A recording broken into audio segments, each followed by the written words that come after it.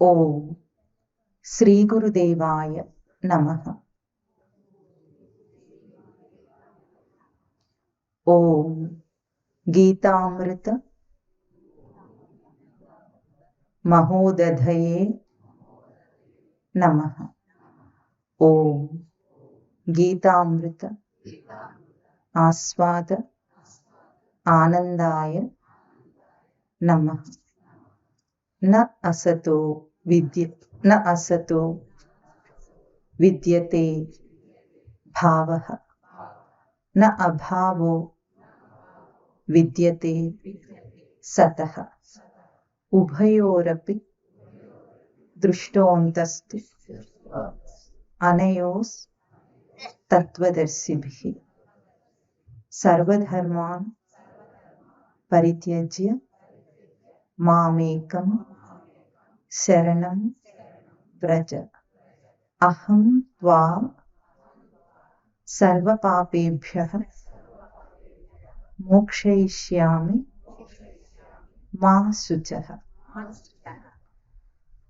భగవద్గీత జ్ఞానయజ్ఞం అని ఇప్పటికి 8వ నెల ఇది మనం మొదలు పెట్టుకొని, ఇవాళ జ్యేష్ఠ శుద్ధ ఏకాదశి. ప్రతి నెల శుద్ధ ఏకాదశి రోజున మనం ఈ కార్యక్రమం జరుపుకుంటున్నాం. అయితే ఏకాదశి రోజునే విశిష్టత ఏమిటి అంటే, మనం పాంప్లెట్ పంచారు కదా మీకు, దాంట్లో ఏం రాశారు? ఏకాదశి నారాయణునికి ఇష్టమైన తిథి అని రాశారు. అంటే ఇంకా నారాయణుడికి కూడా ఇష్టాలు అయిష్టాలు, ఒకటి ఇష్టము ఇంకోటి ఇష్టం లేకపోవడం ఉంటుందా అంటే, ఇందాక మనం 10వ అధ్యాయం అధ్యయనం చేశాం కదా, అందులో స్వామి విభూతులు చెప్పాడు.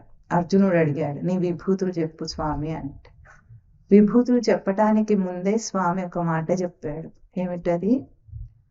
అహమాత్మ సర్వభూత ఆశయ స్థితః. నేను సర్వభూతములలో ఆశయములో ఉన్నాను. ఆశయం అంటే ఏమిటి? మూలం. మనందరి మూలంలో స్వామి ఉన్నాడట, తిష్ట వేసుకొని ఉన్నాడట.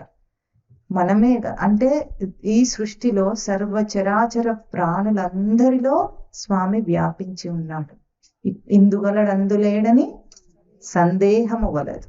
చక్రి సర్వోపగతుండు, ఎన్నెందు వెతకి చూచిన అందందే గలడు. అయితే మళ్ళీ ఇంకా విభూతులు ఎందుకు చెప్పాడు? అక్షరాణం అకారోస్మి, అందులో నేనిది, ఇందులో నేనిది, రామశస్త్రభృతామహం అని ఒక్కొక్క దాంట్లో నేను ఇది ప్రత్యేకత అని ఎందుకు చెప్పాడు? కాలమంతా నేనే, కాలస్వరూపమే నేను అని చెప్పిన స్వామికి మళ్ళీ ఏకాదశి అంటే ఎందుకు ఇష్టం అంటే, మన హైందవ ధర్మంలో ప్రతి ఒక్క పదానికి కూడా నిర్వచనం ఉంటుంది, దాని యొక్క విశిష్టత ఉంటుంది. ఏది చెప్పినా అర్థం లేకుండా ఉండదు. తెలుసుకునే తెలివి మనకు ఉండాలే తప్ప. ఏకాదశి తిథి యొక్క విశిష్టత ఇదివరకు కూడా మనం చెప్పుకున్నాం. వైకుంఠ ఏకాదశి రోజున మళ్ళీ చెప్పుకుంటాం. ఏకాదశి అంటే ఎంత సంఖ్య? 11 సంఖ్య. 11 యొక్క విశిష్టత ఏమిటి అంటే, మనకు పంచ జ్ఞానేంద్రియాలు, పంచ కర్మేంద్రియాలు ఉన్నాయట. ఒక అంతరింద్రియం. జ్ఞానేంద్రియాలంటే చెవి, ముక్కు, ఇంకా చర్మము, కళ్ళు, రుచి చూసే నాలుక, ఇవి. మరి స్పర్శను చూసే చర్మము అని చెప్పారు. ఇవన్నీ పంచ జ్ఞానేంద్రియాలు అయితే కాళ్ళు, చేతులు, ఇంకా ఉపస్థ పాయు ఉపస్థ ఇంద్రియములు, వాక్కు, ఇవి జ్ఞానేంద్రియాలు అన్నారు. ఇవి గాక మనం వీటన్నిటికంటే ఎక్కువగా వాడుకునేది ఏమిటి? ఇవన్నీ భౌతికంగా కనిపిస్తున్నాయి మన దేహంలో. కనిపించకుండా ఉన్నది మనస్సు. మనస్సు, బుద్ధి, చిత్తం, అహంకారం అని 4 ఉన్నాయట. దాన్ని అంతరింద్రియం అంటారు. 4 కలిపి ఒకటే అది. కనుక మనకు మొత్తం ఎన్ని ఇంద్రియాలు ఉన్నాయి? 11 ఇంద్రియాలు ఉన్నాయట. ఈ 11 ఇంద్రియాలను కూడా పరమాత్మ వైపుకు మరల్చాలట. మామూలు అప్పుడు ఎట్లా ఉంటాయి? అవన్నీ బహిర్ముఖమై ఉంటాయి, అంటే బయట విషయాల మీదకి పరిగెత్తుతూ ఉంటాయి. కాబట్టి ఏకాదశి తిథి రోజున వాటన్నిటినీ కూడా ఏకం చేసి మనం ఏం చేస్తాం? పరమాత్మ వైపుకు మరల్చటానికి ఒక ప్రత్యేకత చూపించారు. రోజు చేయొద్దా అంటే ఎప్పుడు చేయాలి అని విషయాల్లో మునిగి తేలి కోరికలతో కొట్టుకునే మనిషికి అంత తీరిక లేదు. కాబట్టి ఒక తిథిని చూపించి ఇది విశిష్టత అని చెప్తే అప్పుడు చేస్తాడు. ఇంకా ఏం చేస్తాడు, అట్లాగే ఊరుకుంటే చేయడు. దానికో తిథి, దానికో కథ చెప్పితే ఆ మహత్వం ఉంది అని అనుకుని అప్పుడు చేస్తాడు. కాబట్టి అంతేగాని కాలమంతా స్వామి స్వరూపమే. కాలంలో భేదం లేదు, మనుషుల్లో భేదం లేదు, ప్రాణుల్లో భేదం లేదు, సర్వం సచ్చిదానందమయమే అయి ఉంది. కనుక భేదం స్వామికి కాదు, ఎవరికి? దాన్ని గుర్తించే మనకు. ఎంతెంతగా ఎదుగుతుంటే అంతంతగా భేద బుద్ధి పోతుంది. ఇప్పుడు మనము ఇక్కడ ఉన్నాం అనుకోండి, ఎంతవరకు మనకు కనిపిస్తుంది? చుట్టూ ఉన్నదంతా కనిపిస్తుంది. 1వ అంతస్తులో ఎక్కితే ఎట్లా కనిపిస్తుంది? పైనుండి అన్ని స్పష్టంగా, దూరంగా ఉన్నవి కూడా స్పష్టంగా కనిపిస్తాయి. 5వ అంతస్తుకి ఎదిగితే ఇంకా స్పష్టంగా కనిపిస్తాయి. అంతేనా? దూరం దాకా స్పష్టంగా కనిపిస్తుంది. 10వ అంతస్తుకి ఎదిగితే ఇంకా దూరం దాకా కనిపిస్తుంది. అంటే ఉన్నదే, కానీ మనం ఎదిగిన కొద్దీ మనకు విశాలంగా కనిపిస్తూ ఉంటుంది. అట్లాగే మన బుద్ధి ఎదిగిన కొద్దీ అంత సమానమే అని కనిపిస్తూ ఉంటుంది. కనుక ఏకాదశి తిథి అనేది కేవలము ఆ ఒక్క రోజే పవిత్రమని కాదు, అదొక్కటే ఇష్టమని కాదు, అన్ని స్వామికి ఒకటే. ఆ బుద్ధికి ఎదిగేదాకా ఈ భేదాలు పాటిస్తూ ఉంటాం. సామాన్యుల కోసం ఇటువంటివన్నీ కల్పించింది మన హిందూ ధర్మశాస్త్రం. అయితే భగవద్గీత జ్ఞాన యజ్ఞంలో మనం భగవద్గీత యొక్క విశిష్టతను, మానవుడి జీవితంలో భగవద్గీత ఏ రకంగా ఉపయోగపడుతుందని చెప్పుకుంటున్నాం. చెప్పండి, మనం ప్రతిసారి చెప్పుకుంటున్నాం. ఒకటి ఎవరైనా వినున్న వాళ్ళైతే, భగవద్గీత మనకేమిస్తుంది? పోనీ మీకు క్వశ్చన్ అండ్ ఆన్సర్లు లాగా అడుగుతాను, నేను ఆప్షన్స్ ఇస్తాను. భగవద్గీత రాజకీయాల గురించి చెప్తుంది, మొదటి ఆప్షన్. 2వ ఆప్షన్, సంసారంలో కష్ట సుఖాలు ఎట్లా తీసేసుకోవాలి, ఎట్లా దాటాలి అది చెప్తుందా? లేకపోతే పరమాత్మ అంటే ఎవరు అని చెప్తోందా? లేకపోతే నేనంటే ఎవరో చెప్తుందా? సంసారంలో కష్ట సుఖాలు తీసేసుకోవటం చెప్పదా? 2వదా? నేనంటే ఎవరో చెప్తుందా? చెప్పదా? పరమాత్మ అంటే ఎవరో చెప్తుందా? చెప్పదా? రాజకీయాల గురించి చెప్తుందా? చెప్పదా? ఏది?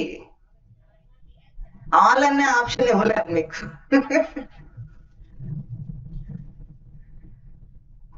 అక్కడ రాజనీతి గాని యుద్ధనీతి గాని చెప్పుండాలి. అర్జునుడు దేనికోసం ఏడ్చాడు? నేను యుద్ధం చేయనని కదా ఏడ్చాడు. మరి యుద్ధనీతి చెప్పాలి, అవునా? రాజనీతి చెప్పాలి, లేకపోతే రాజధర్మం ఏమిటో చెప్పాలి. ఎందుకంటే రాజులు కదా, అక్కడ ఉన్న వాళ్ళందరూ రాజులు కాబట్టి రాజధర్మం బోధించాలి. మధ్యలో ఎక్కడి నుండో తీసుకొచ్చి నేనెవరు నువ్వెవరు అని చెప్పటం మొదలు పెట్టాడు స్వామి. అది అడిగాడు అర్జునుడు? అడగలే. అంటే అర్జునుడి దుఃఖానికి కారణము నేనెవరో తెలియకపోవటం, నువ్వెవరో తెలియకపోవటం గాని రాజనీతి తెలియకపోవటం కాదు. వాళ్ళందరూ సకల శాస్త్రాల్లో పారంగతులే, అన్ని తెలిసిన వాళ్లే, ధర్మరాజుతో సహా మొత్తం అందరూ. కానీ అక్కడ రాజనీతి చెప్పలేదు, యుద్ధనీతి చెప్పలేదు. స్వామి ఏం చెప్పాడు? దుఃఖానికి కారణం ఏమిటో దాని మూల సూత్రాన్ని చెప్పాడు. మనం చెప్పుకున్నాం, వేదాంతం యొక్క లక్ష్యం బాగా గుర్తుపెట్టుకోవాలి మీరు. మళ్ళీ మళ్ళీ చెప్తున్నాను, ప్రతి నెల చెప్తున్నాను. వేదాంతం యొక్క లక్ష్యం ఏమిటంటే చెప్పండి, ఆత్యంతిక దుఃఖ నివారణ, పరమానంద ప్రాప్తి. ఆత్యంతిక దుఃఖ నివారణ, పరమానంద ప్రాప్తి వేదాంతం యొక్క లక్ష్యం. అంటే ఏమిటి? ఆత్యంతిక దుఃఖం అంటే పై దుఃఖాలు పోవు, లోపల ఉన్న దుఃఖాలన్నీ పోతాయట. అంటే మన దుఃఖాలకు మనకేమో పైన ఉంటాయి కారణాలు. ఎవరు చెప్పిన మాట వినటం లేదు, కలిసి రావటం లేదు, వ్యాపారంలో కలిసి రావటం లేదు, ఇంట్లో ఏది సరిగ్గా అనుకున్నది జరగటం లేదు, లేకపోతే ఎవరు పోయారు, ఎవరో ఏదో అన్నారు. ఇలాంటి దుఃఖాలు మనకు బయట కనిపిస్తాయి. లేకపోతే డబ్బు పోయిందని ఏదో అని. ఇవి దుఃఖాలు కాదు. దుఃఖానికి మూలమేదో, ఆ లోపల కారణ రూపం ఏదో అది తీసేస్తుంది. ఇప్పుడు మనం కలుపు తీయాలనుకోండి, కలుపు తీస్తే ఏమవుతుంది? పైన లాగేస్తే మళ్ళీ మొలుస్తూనే ఉంటుంది. దాన్ని తీయాలంటే మనం ఏం చేస్తాం? దున్ని లోపల నుండి వేళ్లతో సహా తీసేస్తే అప్పుడు మళ్ళీ రాకుండా ఉంటుంది. అంతేనా? అట్లాగే దుఃఖానికి మూలమైన దాన్ని తీసేస్తే మళ్ళీ దుఃఖం రాకుండా ఉంటుంది. కనుక ఆత్యంతిక దుఃఖ నివారణ, పరమానంద ప్రాప్తి. చిన్న చిన్న ఆనందాలు కావాలా, మనకు పరమానందం కావాలా? అడిగేటప్పుడు మనం కొంచెం కూడా తగ్గం ఎప్పుడు. ఏదైనా హైయెస్ట్దే కావాలి, మనకు అర్హత ఉన్నా సరే లేకపోయినా సరే అడగటం మాత్రం పరమానంద ప్రాప్తి. అది గ్యారంటీ ఇస్తుందట భగవద్గీత. అడిగారు కదా మీరు అడిగిన తర్వాత ఇవ్వకుండా ఉంటాడా స్వామి? చెప్పండి. అడిగితే ఇవ్వటానికి రెడీగా ఉన్నాడు, అడగలేదు అంతే తప్ప. ఇప్పుడు అడిగాం కదా, కావాలా వద్దా? కావాలి. అడిగారు కనుక గ్యారెంటీ. ఎప్పుడు? భగవద్గీత విని చదివి అర్థం చేసుకొని ఆచరించాలి అప్పుడు. అంతేగాని ఊరికే కావాలంటే ఇచ్చేస్తారా? ఇచ్చేది. కనుక ఏదేమైనా సరే భగవద్గీతను అనుసరించే వాళ్లకు మాత్రము దుఃఖ నివారణ, ఆనంద ప్రాప్తి తప్పనిసరిగా వస్తుందని ప్రతిసారి చెప్పుకుంటున్నాం. అయితే ఎక్కడ దాకా వచ్చాం మనం అంటే, స్వామి ముందు అభయం ఇచ్చేశాడు. ఏమిటి? భగవద్గీత ఒక అభయం ఇస్తుంది మనిషికి. ఎత్తటంతోనే 2వ అధ్యాయంలోనే స్వామి మనకు ఏం అభయం ఇస్తాడు? ప్రతిసారి గుర్తు పెట్టుకోవాలని మళ్ళీ మళ్ళీ చెప్తున్నాడు ఈ విషయాలని. ఏమిటి? మరణం లేని అమృత స్వరూపులం మనం అన్నారు స్వామి. అంటే నేను, నీవు, ఈ రాజులు ఎవ్వరికీ మరణం లేదు. మరణం లేదన్న తర్వాత ముఖ్యమైన భయం పోయిందా లేదా? చెప్పండి. ఇంకా భయం ఉంటుందా ఏమన్నా? ఏమవుతుందో నాకు అన్నదే కదా అందరికి ఉండే భయం. భయమే లోపల లోపల ఉంటుంది. తర్వాత జీవుడు ఏమవుతాడు అని కొంచెం ఆలోచించే వాళ్ళకి ఏముంటుంది? చనిపోయిన తర్వాత జీవుడు ఏమవుతాడండి అంటారు. ఏం కాడు. ఇప్పుడు ఎట్లా ఉన్నాడో అప్పుడు అట్లాగే ఉంటాడు. ఇప్పుడు ఎట్లా ఉన్నాడు? ఇప్పుడు అయోమయంలో ఉన్నాడు అనుకోండి, తర్వాత అయోమయంలో ఉంటాడు. ఇప్పుడు స్పష్టంగా ఉన్నాడు అనుకోండి, తర్వాత స్పష్టంగా ఉంటాడు. ఇప్పుడు ధర్మంగా ప్రవర్తించాడు అనుకోండి, అప్పుడు అట్లాగే ఉంటాడు, ధార్మికంగా ఉన్నవాడిలాగా ఉంటాడు. కనుక ఇప్పుడు ఎట్లా ఉన్నాడో అప్పుడు అట్లా ఉంటాడు. కాబట్టి ముందు ఇప్పుడు ఏమవ్వాలో చూడండి. దేహం విడిచిన తర్వాత ఎక్కడికి వెళ్తాము, ఏమవుతాము, అదంతా తర్వాత సంగతి. ఇప్పుడు ఉన్నామా లేదా? ఇప్పటి సంగతి చూడమంటాడు స్వామి. అందుకే ఇప్పుడే నువ్వు అమృత స్వరూపుడివి, నీకు మరణం లేదు. ఎందుకంటే దేహానికి మరణం సంభవిస్తుంది కానీ జీవుడికి మరణం సంభవించదు. ఆత్మస్వరూపానికి మరణం సంభవించదు. ఇది భగవద్గీత ఇచ్చే అష్యూరెన్స్. ముందు మనకి ఇచ్చేస్తుంది అన్నమాట. ఇంకా మనకు చింత లేదు కదా ముందు, అప్పుడు వినాలి. చింత లేకుండా ఇప్పుడు వినాలట. కనుక మనం ఎంతవరకు చెప్పుకున్నామంటే కర్మయోగం యొక్క వైభవాన్ని చెప్పుకుంటున్నాం. పోయిన నెల మొదలు పెట్టాము. జీవుడు ఆత్మస్వరూపుడే నిజానికి, అంటే సచ్చిదానంద స్వరూపుడే. కానీ దాని యొక్క స్మృతి లేనందువల్ల దేహధారిగా ఈ మానుష జన్మనెత్తాడు. ఈ మానుష జన్మనెత్తి ఏం చేస్తున్నాం మనందరం? ఏ క్షణమైనా ఏ ఒక్క ప్రాణి అయినా ఖాళీగా ఉంటుందా అండి? ఉంటుందా? నహి కశ్చిత్ క్షణమపి జాతు తిష్టతి అకర్మకృత్. ఒక్క క్షణం కూడా ఎవ్వరూ కూడా ఖాళీగా కర్మ చేయకుండా ఉండరట. కార్యతే హ్యవశ కర్మ సర్వ ప్రకృతి జయర్గుణై. ప్రతి క్షణము కూడా వాడి ప్రవృత్తికి తగినట్టు వాడు ఏదో ఒక కర్మ చేస్తూనే ఉంటాడని స్వామి చెప్తున్నారు కర్మయోగంలో. ఏదో ఒక పని చేయకుండా ఉండే మనము, ఇప్పుడు భగవద్గీత ఏం చెప్తుంది? భగవద్గీత కర్మ చేయమంటుంది కానీ ఏం కర్మ చేయాలో చెప్పలేదు. ఎందుకంటే ఎవరెవరికి విధింపబడిన కర్మ వాళ్ళని చేయమని చెప్తుంది, కానీ ఎట్లా చేయాలో చెప్తుంది. ఎట్లా చేయటంలోనే చాలా తేడా ఉంటుంది. మనం చేసే రోజువారీ పనులన్నీ కర్మలు అనట్లే భగవద్గీత. ఏమంటుంది? పనులన్నీ కర్మలుగా మనం చేసుకోవాలట. భగవద్గీత అన్ని శాస్త్రాల్లో కూడా కర్మ గురించి చాలా విస్తారంగా మాట్లాడింది. ఎందుకంటే మనం అందరం ఎక్కడున్నాము? ఈ భూమి కర్మక్షేత్రం అంటారు. ఏమంటారు దీన్ని? కర్మక్షేత్రం. ఈ కర్మక్షేత్రంలో మనం మానవ దేహం తెచ్చుకున్నాం. ఎందుకంటే కర్మను ఆచరించటానికి. కర్మ అంటే మనమేమో చేసే పనులన్నీ కర్మలు అనుకొని తీరిక లేకుండా ఇంక ఇదే పనిగా వంటలు వార్పులు ఉద్యోగాలు సద్యోగాలు చేసుకుంటూ ఉంటే ఇది కర్మ కాదన్నది భగవద్గీత. మరి ఏం చేయాలి అంటే, ఎక్కడ నీ బుద్ధిని ప్రవర్తించి నువ్వు చేస్తే, కార్యం చేస్తే అది కర్మ అవుతుంది. బుద్ధిని ప్రవర్తించకుండా చేస్తే క్రియ అవుతుంది. కనుక మనం క్రియలు చేస్తున్నామా కర్మలు చేస్తున్నామా అని విచారణను తీసుకొస్తుంది భగవద్గీత. చూసుకో, నువ్వే చూసుకో అంటోంది. అంటే మనకు బుద్ధి ఉందా లేదా అని ప్రశ్నిస్తుంది. అమ్మో అంత మాట అంటుందా అంటే అంత మాట అనటం లేదు, బుద్ధిని వాడుకోమని గుర్తు చేస్తున్నాం మాటి మాటికి అంటోంది భగవద్గీత. ఎందుకంటే మనం ఏమైపోయిందంటే అలవాటు పడిపోయాం అన్నిటికీ. అలవాటైన పనికి ఏమైనా బుద్ధి ప్రవర్తన అవసరం ఉంటుందా చెప్పండి? ఏం అవసరం ఉండదు. ఏదైనా ఒక మిషన్ ఎట్లా పనిచేస్తుంది, స్విచ్ చేస్తే ఎట్లా పనిచేస్తుందో మనం కూడా పొద్దున్న లేవగానే స్విచ్ చేసిన యంత్రాల్లాగా రొటీన్ పనులు చేసుకుంటున్నామా లేదా? రోజు అలవాటైన పనుల్లో మునిగిపోతాం. అసలు ఎప్పుడు కూడా దాని మీద ఎరుక, కాన్షియస్ గా మనం దాని మీద ఎరుక పెట్టి ఉంటామా అంటే ఉండం. ఎప్పుడో ఒకసారి కానీ ఎవరైనా కూర్చోబెట్టి ఇది అర్థం చేసుకో అంటే తప్ప మనము ఇక బుర్రని ఉపయోగించేదే లేదు, వాడనే వాడం అసలు. అట్లా యంత్రాల్లాగా అయినందుకే జ్ఞానం, ఎరుక అన్న స్మృతి మనకు రావటం లేదు. లేకపోతే మనం అసలు ఇప్పుడు పట్టపగలు కదా, పట్టపగలు మనం ఏ వెలుతురులో కూర్చొని ఉన్నాం చెప్పండి? సూర్యుని యొక్క వెలుతురులో కూర్చొని ఉన్నాం, అంతేనా? సూర్యుడి వెలుగులోనే ఈ మొత్తం అంతా వ్యవహారాలన్నీ జరుగుతున్నాయి, లోకమంతా వ్యవహారం జరుగుతుంది. మరి మనము దేహంతో ఇంద్రియాలతో ప్రవర్తిస్తుంటే అక్కడ కూడా ఏదో ఒక ప్రకాశం ఉండాలి కదా. ఆ ప్రకాశం ఏమి? ఎక్కడి నుండి మనకు శక్తి వస్తోంది, ఎక్కడి నుండి తెలివి వస్తోంది, మనకి ఎప్పుడైనా తెలుస్తోందా? అది వాడుకుంటున్నాం కదా, కళ్ళు వాడుకుంటున్నాము, కళ్ళు ఇంత చక్కగా పనిచేస్తున్నాయి, చెవులు వాడుకుంటున్నాము, నోరు వాడుకుంటున్నాము, కాళ్ళు చేతులు వాడుకుంటున్నాము. మరి ఇవన్నీ ఏ శక్తి? అని ఇప్పుడు ఫోన్ వాడుకుంటారా మీరందరు? ఫోన్ వాడితే రోజు ఛార్జింగ్ పెట్టాలా? పెడతారా లేదా? రోజు ఛార్జింగ్ పెడితే గానీ ఫోన్ పనిచేయదు. మరి మనం ఏం ఛార్జింగ్ పెట్టుకుంటున్నాము?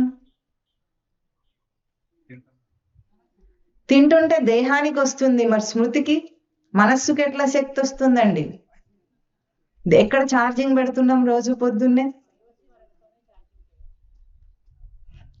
పొద్దున్నే దైవస్మరణ చేయని వాడు కూడా బాగానే తిరుగుతాడా లేదా చెప్పండి? నిజంగా చెప్పండి. చేసిన వాడే తిరగగలుగుతున్నాడు, చేయని వాడు తిరగలేకపోతున్నాడు అని అనిపిస్తుందా? ఏం లేదు, అందరూ తిరుగుతారు. మరి ఎక్కడ ఛార్జింగ్ చేసుకొని వస్తున్నాం? కొద్దిగా ఆలోచించండి, మనకే తెలిసిపోతుంది. దైవస్మరణ చేసినా చేయకపోయినా మనకు శక్తి వస్తోంది. ఎక్కడి నుండి? నిద్రపోయి లేస్తే, అంతేనా? 2-3 రోజులు నిద్రపోకుండా ఉండగలడేమో గాని ఇంకా తర్వాత ఉండలేడు. వారం రోజులైనా తిండి లేకుండా ఉండగలడేమో గాని నిద్ర లేకుండా మనిషి ఉండలేడు. మరి నిద్రలో ఏం చేస్తే ఛార్జింగ్ అవుతోంది దేహం, మనస్సు, బుద్ధి ఇవన్నీ?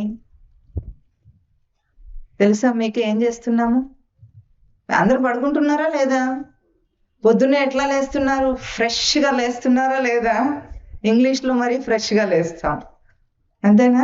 తాజాగా ఉంటుంది పొద్దున్నే. ఎందుకు? ఒక్క మాట ఆలోచించారు ఎప్పుడన్నా? రోజు పడుకుంటాం, రోజు లేస్తాం. 30-50 సంవత్సరాలుగా పడుకొని లేస్తూనే ఉన్నారా? ఏమవుతోంది? ఎందుకు అట్లా వస్తోంది? ఆ ఫ్రెష్నెస్, తాజాతనం ఎక్కడి నుండి ఛార్జింగ్ వస్తోంది? అదేదో తెలిస్తే పగలు కూడా ఛార్జింగ్ చేసేసుకుంటాం కదా కాస్త.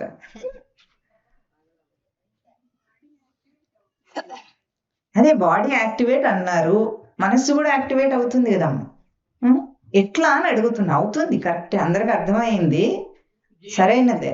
దేనికంటే చదువుల గురించి అభివృద్ధి చెందటానికి, జ్ఞానముల గురించి అభివృద్ధి చెందటానికి, పనిలో అందరికన్నా ఫస్ట్ రావటానికి ప్రయత్నిస్తాయి శరీరం. ఎందుకు అని అడగలేదండి, ఎట్లా అవుతుంది అని అడుగుతున్నాము. దేనికోసం లేచాము, దేనికోసం ఇదంతా ఛార్జింగ్ చేసుకున్నాం కాదు అడిగేది. రాత్రి ఎందువలన మనకు పొద్దున్నే లేవగానే ఏ ప్రాణి అయినా సరే, ఏ మనిషి అయినా సరే నేను హాయిగా ఉన్నాను అంటాడా? అనడం. నిద్రలో కష్టపడ్డాను అంటాడు ఎవడన్నా? అనడు. అంటాడా? అన్నాడు. ఎవరైనా సరే హాయిగా ఉంది అని లేస్తున్నాం కనుకనే మనం అన్ని పనులు చేసుకోగలుగుతున్నాం. ఏం జరిగి ఉంటుంది? ఆత్మకి పనులు లేకుండా ప్రశాంతంగా పడుకుంటాం వల్ల ప్రశాంతమైన మనస్సు లేచానని అనిపిస్తుందని అనుకుంటున్నా. మన లోపల ఉన్న ఆత్మ ప్రశాంతంగా ఉంది, ఈ సమస్యలు ఏమి. ఆత్మ ఎప్పుడు ప్రశాంతంగానే ఉంటుంది, ఇప్పుడు కూడా ప్రశాంతంగానే ఉంది. అది అయితే అంతే కదయ్యా. ఆత్మకి చింతలు చీకులు లేవు. అయితే మనస్సు ఏమన్నా ప్రశాంతంగా ఉండి మనసుకి పనులు ఇవన్నీ ఏమి లేకుండా మనస్సు ఏం చేసింది అన్నది ఆలోచించాలి. మేలుకునే స్థితిలోనేమో దేహము మనస్సు అన్ని యాక్టివ్ గా పనిచేస్తున్నాయి. కాస్త పడుకున్న తర్వాత కలలు కంటారా మీరు? రోజో సినిమా వస్తుందా కదా ఫ్రీగా, టికెట్ కూడా లేకుండా ఏం లేకుండా ఒక సినిమా వస్తుంది, అవునా? ఆ సమయంలో ఏమైంది? దేహం మాత్రం విశ్రాంతి తీసుకుంటూ ఉంటే మనస్సు మాత్రం మేలుకొనే ఉంది, అవునా? ఆ తర్వాత గాఢ నిద్ర వచ్చింది. అప్పుడు ఏమైంది? మనస్సు కూడా నిద్రపోయింది. మనస్సు నిద్రపోతే ఎంతో ఆనందాన్ని అనుభవించాం, అంతేనా? అదే మనకు నిద్రలో కలిగిన హాయి అన్నమాట. అంటే మనస్సు నిద్రపోవటం అంటే ఏమిటి? బయట ఉన్న వాటిని వేటిని తెలుసుకోవటం లేదు, అది బయట విషయాలను పట్టుకోలేదు, అన్నిటినీ వదిలేసింది. ముందేమో దేహేంద్రియాలన్నీ కళ్ళు మూసుకున్నాం, చెవులు మూసుకున్నాం, అన్ని మూసేసుకున్నాం కాబట్టి ఇంక బయట నుండి ఏం సమాచారం రాదు, తెలియదు. ఇప్పుడు మనస్సు కూడా ఊహించే కళలుగానే, మనస్సు కూడా కళలు ఎట్లా వస్తాయండి? మనస్సు ఊహించుకున్న సినిమానే కళ, అంతే కదా? ఒక సినిమా వేసుకుంటుంది, అది వేసుకొని చూసుకుంటుంది. బయట చూసిన విషయాలన్నిటిని సమాచారం తెలుస్తుంది కదా దానికి, వాటినే తెచ్చుకొని రూపాలు మార్చేసుకుంటుంది, దాని ఇష్టం వచ్చినట్టు వేసుకుంటుంది. బయట ఏమో మార్చడానికి లేదా. బయట మనము ఇట్లా కాదు, ఆకులు ఆకుపచ్చగా ఉండాలి, ఇట్లాగే ఉంటుంది ప్రకృతి. అదే మనం ఆకులన్నీ ఎర్రగా ఉండాలి, పువ్వులన్నీ ఆకుపచ్చగా ఉండాలంటే బయట మార్చలేము. కళలో మార్చగలమా లేదా? అంటే దానికి ఏది కావాలంటే అది చేసుకుంటుంది అనమాట మనస్సు. దాని తృప్తిగా అది కావాల్సిన కళ అంటుంది. కానీ గాఢ నిద్రలో ఒక విచిత్రం ఏమిటి అంటే మనకు జరిగింది, ప్రతిసారి కూడా విషయాలు ఏమీ లేకుండా ఉన్నాం మనం. ఆ గాఢ నిద్రను రోజు స్పర్శ తగిలితే గాని మనిషి రీఛార్జ్ అవ్వడు. అదే గాఢ నిద్ర రాకపోతే పిచ్చివాడైపోతాడు. అంటే విషయాలను పట్టుకునే ఉంటే ఏమవుతుంది? మనకు అలసట వస్తుంది. విషయాలను పెట్టినంత మాత్రం చేతనే విశ్రాంతి వచ్చేసింది. మనం ఏం చేయలేదు అక్కడ కూడా. ఇప్పుడు ఒకవేళ రోజు ఏమీ పని చేయలేదు అనుకోండి, ఖాళీగా కూర్చోబెట్టినా కూడా మనిషి అలసిపోతాడో లేదా? కాసేపటి ఏం పని కూడా చేయడు, చేతులతో కాళ్ళతో పని చేయకుండా పోయినా కూడా అలసట వస్తుంది. మరి ఎందుకు వస్తుంది? ఇంకా కూడా విషయస్పర్శ ఉంది కాబట్టి, ఖాళీగా ఉన్నా కూడా విషయస్పర్శ ఉంది కాబట్టి అలసట వస్తుంది. ఒక్క అలసట ఎప్పుడు వస్తుంది? విషయాలను వదిలేస్తే వచ్చేస్తుంది. ఇది రోజు మనకు బోధ చేస్తూ ఉంటుంది. మన జీవితము మనకు బోధ చేస్తుంది. రాత్రి ఎట్లా హాయిగా ఉన్నావు, ఎందుకున్నావంటే విషయాలు లేవు, కోపాలు లేవు, తాపాలు లేవు, ఇష్టాలు లేవు, కోరికలు లేవు, ఏమి లేవు కాబట్టి అప్పుడు నేను హాయిగా ఉన్నా. ఇవన్నీ వదిలేస్తే హాయి అని మనకు అర్థమైందా? ఇది యుక్తి అన్నమాట. ఈ యుక్తిని తీసుకొని మనిషి జాగ్రత్త అవస్థలో కూడా అవన్నిటిని విడిచిపెట్టేస్తే ఇప్పుడు కూడా సుఖంగానే ఉంటాం. ఇప్పుడు ఎందుకు దుఃఖం వచ్చింది?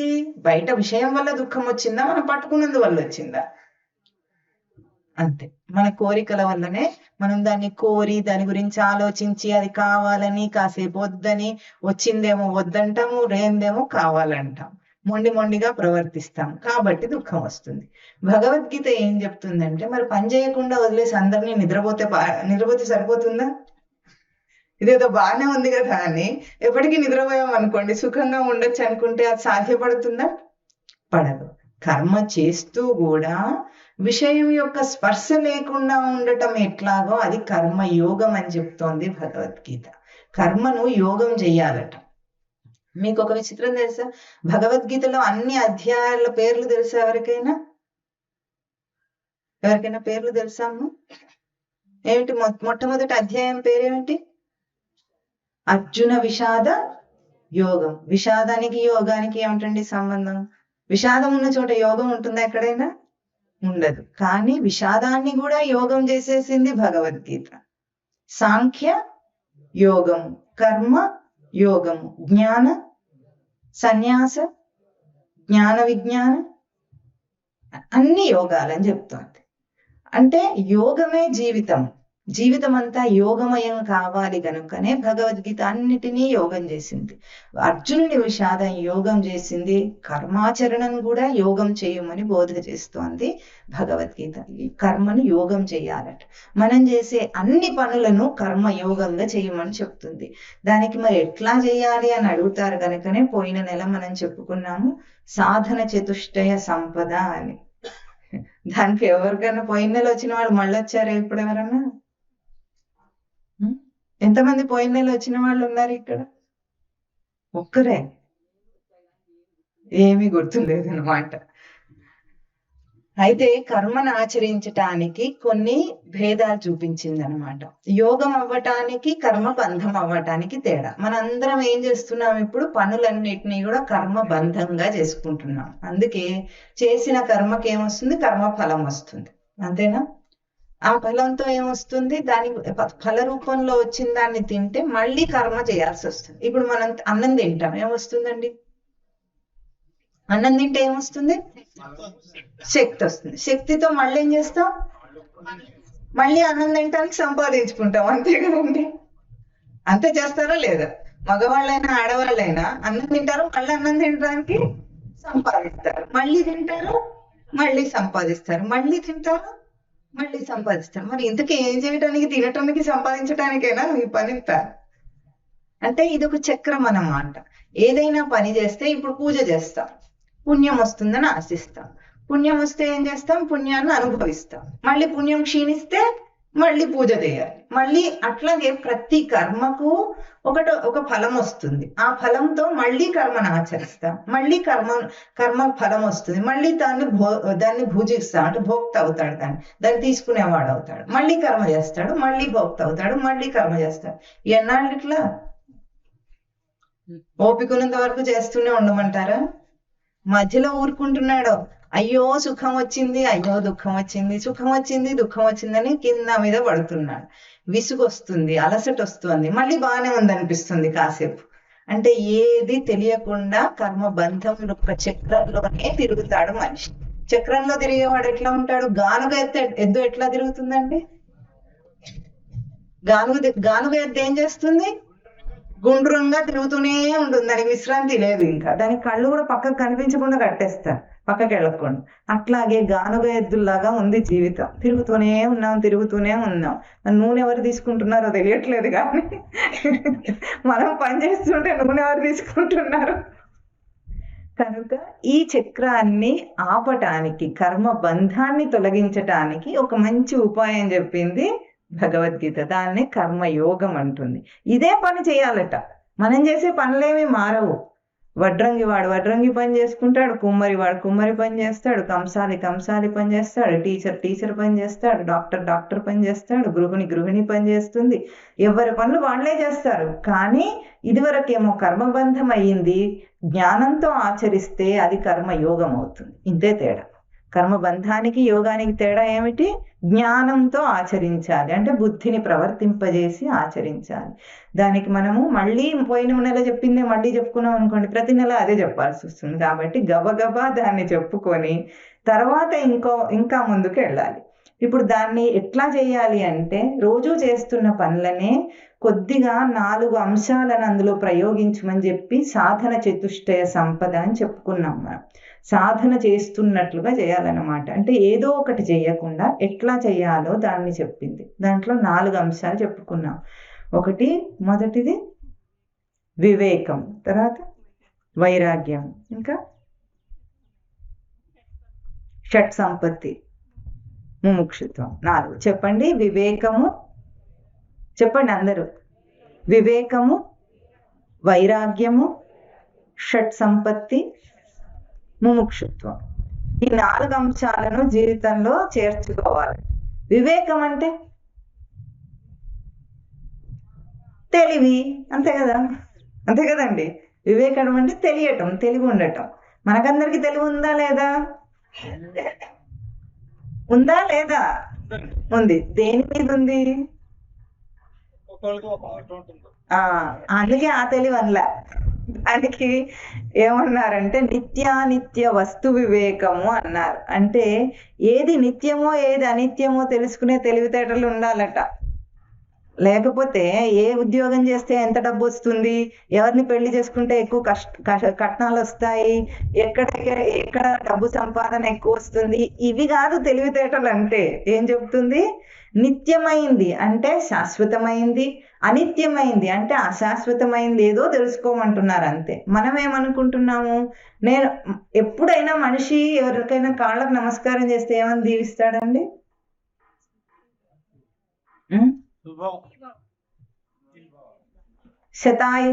శతాయుష్ ఉండాలంటారా లేదా? అంటే నిండు నూరేళ్లు బ్రతుకుమంటారు. అవునా? అంటే ఎప్పుడు బ్రతికి ఉండాలి ఉండాలి అని మనకు కోరిక ఉందా లేదా? అంటే శాశ్వతంగా ఉండాలి అని అనుకుంటాం. అట్లాగే మనకు వచ్చే సుఖాలు కూడా శాశ్వతంగా ఉండాలి అనుకుంటాం. కానీ మనం ప్రయత్నం చేసేదంతా నిజంగా శాశ్వతంగా ఉండగలదా? డబ్బు సంపాదిస్తే ఏమనుకుంటాం? శాశ్వతంగా ఉండాలంటాం. ఓ నగ కొంటే ఏమని కొనుక్కుంటారు? 4 కాలాలు ఉండాలంటారా అనరా? ఒక అలమారీ చేయించుకున్నారు, ఏమంటారు దాన్ని? ఉండాలి, చాలా ఎక్కువ కాలం ఉండాలనుకుంటామా లేదా? ఇవన్నీ ఉండాలనుకుంటాము. ఇల్లు కట్టుకుంటే ఏమనుకుంటాం? ఓ 10 సంవత్సరాలు ఉండి కూలిపోతే సరిపోతుంది అనుకుంటామా? అనుకోము. శాశ్వతంగా ఉండాలనుకుంటాం. మన తర్వాత తరాలకు కూడా ఉండాలని అనుకుంటాం. అంటే ఇవన్నీ శాశ్వతంగా ఉండాలి అని మనం చేసే ప్రయత్నాలు నిజంగా శాశ్వతంగా ఉంటాయా తెలుసుకోమని అంటుంది అంతే. నిత్యమా అనిత్యమా ఆలోచించుకో. దేహానికి పోని మనం రోజు తిండి పెడితే శాశ్వతంగా ఉంటుందా? అది అన్నిటికంటే అశాశ్వతంగా 3 గంటల్లో మళ్ళీ ఆకలో రామచంద్ర అంటుందా లేదా? అంటే అన్నిటికంటే అశాశ్వతమైంది. మనమేమో దాని మీదనే పనిచేస్తుంటాం. 24 గంటలు దాని మీదనే పనిచేస్తాడు. సంపాదించేవాడు తిండికే, వంట చేసేవాళ్ళు తిండికి. అంటే అశాశ్వతమైన దాని మీద ఎప్పటికీ పనిచేస్తూనే ఉన్నాం. కానీ అసలు ఏమిటి శాశ్వతం మరి? పోనీ దేహాన్ని పోషించి నిలుపుకుంటే అది ఉంటుందా? పోనీ వయసు శాశ్వతమా చెప్పండి?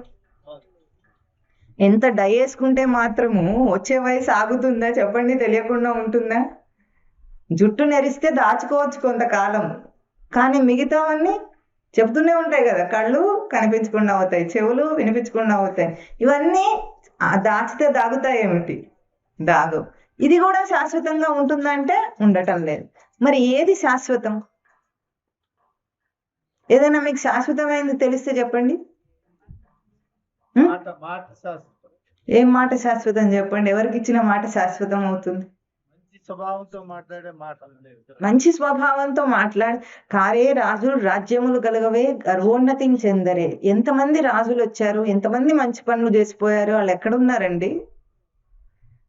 మహా అయితే కొంతమందిని చరిత్రలో చదువుకుంటాం, తర్వాత ఏమవుతారు వాళ్ళందరూ? అయిపోయింది. అది కూడా శాశ్వతం కాదు కదా. ఆ చంద్రార్కం కీర్తి ప్రతిష్టలు సంపాదించాలంటారు. అంటే సూర్యచంద్రాదులు ఉన్నంత కాలం కీర్తి ప్రతిష్టలు సంపాదించాలంటారు. కొంతమంది చరిత్రలో కొన్నాళ్ళు నిలుస్తారు. ఆ తర్వాత కొత్త నీరు వచ్చి పాత నీరుని నెట్టేసినట్టు కొత్త చరిత్ర వస్తుంది, పాత చరిత్రను పంపిస్తుంది. అది కూడా శాశ్వతం కాదు. మరి ఇంకేది శాశ్వతం?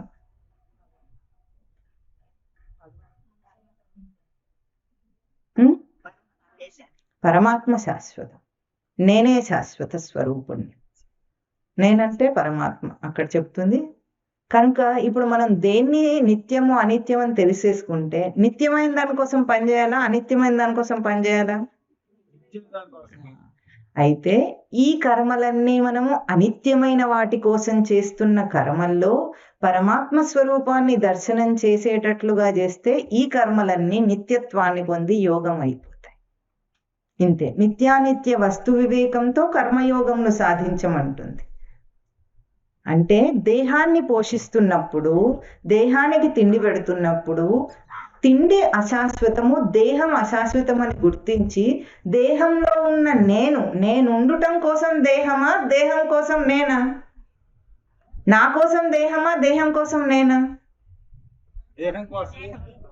నా కోసం దేహం. అంటే ఇప్పుడు చూడండి, నేను ఫోన్ వాడుకోవాలా, ఫోన్ కోసం నేను ఉండాలా?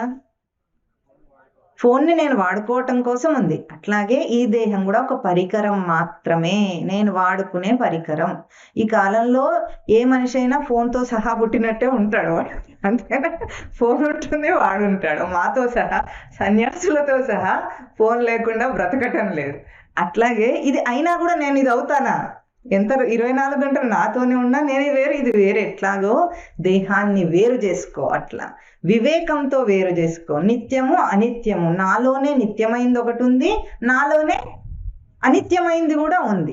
నేను కర్మ చేస్తున్నప్పుడు నిత్యమైన దానికోసం పోషణ చేస్తున్నానా, అనిత్యమైన దానికోసం అంటే అనిత్యమైన దేహానికి తిండి పెట్టినా సరే వాడుకోవాలి దాన్ని. ఎందుకు? నేను ఉండటం కోసం. కారు కొనుక్కున్నాం, పెట్రోల్ పోసుకోమా లేదా, దాన్ని సర్వీసింగ్కి ఇస్తామా లేదా, బండి అయినా కార్ అయినా. కానీ దేనికోసం? ప్రయాణం చేయటం కోసం కారు కొనుక్కున్నాం. ఆ ప్రయాణం ఏమిటి? ఈ దేహంతో నేనున్నాను అన్న ఉనికిని గుర్తించటమే. నా ఉనికిని, నా అస్తిత్వాన్ని గుర్తించటం కోసం దేహం తెచ్చుకున్నాను. ఎట్లా? మన ప్రతి ఇంద్రియ చేష్టలు. అస్తిత్వం అంటే చూడండి, మీకు కరెంట్ కనిపిస్తుందా? చెప్పండి. కనిపించదు. కానీ ఉందా లేదా ఎట్లా చెప్తారు? బల్బ్ లో కానీ, ఫ్యాన్ లో కానీ, ఏదైనా కరెంటుతో పనిచేసే ఏ వస్తువులోనైనా సరే దాన్ని చూస్తాం, కానీ అది కంటికి అయితే కనిపించదు. అట్లాగే ఆత్మ చైతన్యం కనిపించదు, కానీ మన కదలికల్లో ఉందా లేదా? బల్బు వెలుగుతుందంటే కరెంట్ ఉన్నట్టే, నేను కదులుతున్నానంటే ఆత్మ చైతన్యం ఉన్నట్టే. ప్రతి కదలికలో ఆత్మ చైతన్యాన్ని దర్శనం చేయొచ్చు. ఇప్పుడు చెప్పండి, పరమాత్మ దూరంగా ఎక్కడ ఉన్నాడా? ప్రతి కదలికలో ఉన్నాడా? ప్రతి కదలికలో ఉన్నాడు. అది నిత్యం. నేను అనిత్యమైన దేహంతో ప్రవర్తిస్తున్నా, నిత్యమైన చైతన్యం ఆధారంగా ఉన్నాను, కానీ దేహం ఆధారంగా లేను అని గుర్తించి నువ్వు ఏ పనన్నా చెయ్యి. నువ్వు ఏ పని చేసినా సరే గుర్తింపు ఉండాలి, వివేకం తప్పకూడదు. దేహమే శాశ్వతం అన్నట్టు దేహం మీదనే దృష్టి పెట్టి, దేహం నాలుక రుచి కోసమే తిండి పెట్టి, దీన్ని పోషించటం కోసం, దీన్ని సవరించటం కోసం, దీనికి శోకులు తీర్చడం కోసం బ్రతికితే అది అనిత్యమైన దానికోసం బ్రతికినట్టు. అదే సమయంలో అదే పనిని నిత్యమైన చైతన్యాన్ని గుర్తించటం కోసం చేస్తే, వంట చేస్తున్నా, స్నానం చేస్తున్నా, ఇల్లు ఉడుస్తున్నా, కారు నడిపిస్తున్నా, పొలంలో పనిచేస్తున్నా, ల్యాప్టాప్లో పనిచేస్తూ, ఆఫీస్ పనులు చేసుకుంటున్నా, ఏ పని చేసినా చైతన్యం లేకుండా నువ్వు ఏ పనన్నా చేస్తావా? మరి ఇంకే ప్రతిసారి చైతన్యం నీకు తోడుగా ఉందా లేదా? అనిత్యమైన అన్నిటిలో వ్యాపించింది ఏమిటి? నిత్యమైన చైతన్యం. నిత్యమైన చైతన్యం వ్యాపించి అనిత్యమైన విషయాలు ఉన్నాయి. అయితే రెండిట్లో నువ్వు ఏది చూస్తావు? మనిషిని చూడగానే మొహం కనిపిస్తుందా, జీవం కనిపిస్తుందా? మనం మొహం కనిపించే అభ్యాసంలో బ్రతుకుతున్నాం. ఇప్పుడు ఏం కనిపించాలి? జీవం కనిపించాలి, చైతన్యం కనిపించాలి. ఆ చైతన్యంలో చీమలోని చైతన్యానికి, ఏనుగులోని చైతన్యానికి తేడా ఉందా చెప్పండి? చీమలో చిన్న చైతన్యం, ఏనుగులో పెద్ద చైతన్యం ఉందా చెప్పండి? స్త్రీలో ఆడ చైతన్యం, మగవాళ్ళలో మగ చైతన్యం ఉందా? చిన్నవాళ్లలో చిన్న చైతన్యం, పెద్దవాళ్లలో ముసలాళ్లలో ముసలి చైతన్యం ఉందా? లేదు. అంటే చైతన్యానికి భేదం లేదు. అన్నిట్లో ప్రవహించే కరెంట్ ఒక్కటే. మైక్ లోనైనా సరే, ఫ్యాన్ లోనైనా సరే, వాషింగ్ మెషిన్ లోనైనా సరే, మీరు ఏమేమి వాడుకుంటారో అన్నిట్లో ఒకటే చైతన్యం ఉంది. చైతన్యం గుర్తింపుతో బ్రతికితే వివేకం, గుర్తింపు లేకుండా బ్రతికితే అవివేకం. ఇప్పుడు చెప్పండి, మనం నిత్యమైన వాటి కోసం కర్మ చేయాలా, అనిత్యమైన దానికోసం చేయాలా? నిత్యమైన. ఈ నిత్యమైన దానితో కర్మ చేయటం అనే దృష్టి ఉన్నంత మాత్రం చేతనే మనస్సు మురికి పట్టుంది. ఈర్ష్య, ద్వేషం, కామ, క్రోధ, లోభ, మోహ, మద, మత్సరాలనే మురికి పట్టించుకుంది మనస్సు. అది శుద్ధమైపోతుంది. దృష్టి మారితే చాలు, మన మనస్సు అంతా శుద్ధమైపోతుంది. ఇది మొదటి నియమం కర్మను ఆచరించడానికి. వివేకంతో ఉండు, అంతే. ఇందులో మనం కష్టపడాల్సింది ఏమన్నా ఉందంటారా చెప్పండి? తీరిక తెచ్చుకోవాలా దీనికోసం? చెప్పండి అమ్మా. ఇదే పనులు వివేకంతో చేయటానికి తీరిక ఏమైనా వేరే టైంలో చేయాలా మనం? ఏం లేదు. మీ పనులు మీరు ఎప్పుడు చేస్తున్నా సరే చెయ్యొచ్చా లేదా, ఉండొచ్చా లేదా స్పృహలో? దీన్ని ఏమంటారు? ఎరుకతో పనిచేయటం అంటారు. ఎరుక లేకుండా పనిచేస్తే ఏమరపాటు అంటారు దాన్ని. ఏమరపాటులో బ్రతుకుతున్న మనిషిని ఎరుకకు తీసుకొస్తుంది. ఇదే జ్ఞానం అంటే. జ్ఞానం అంటే ఏదో వేదాంతంలో ఏదో చెప్తారేమో, మనకు తెలియందేమో, జ్ఞానం అంటే చాలా దూరంగా ఉంటుందేమో అనుకోవద్దు. ప్రతి మనిషి బుద్ధితో రచింపబడ్డాడు. అందరికీ బుద్ధి ఉందా లేదా? బుద్ధి ఉన్న ప్రతివాడు వివేకాన్ని గుర్తించవచ్చు.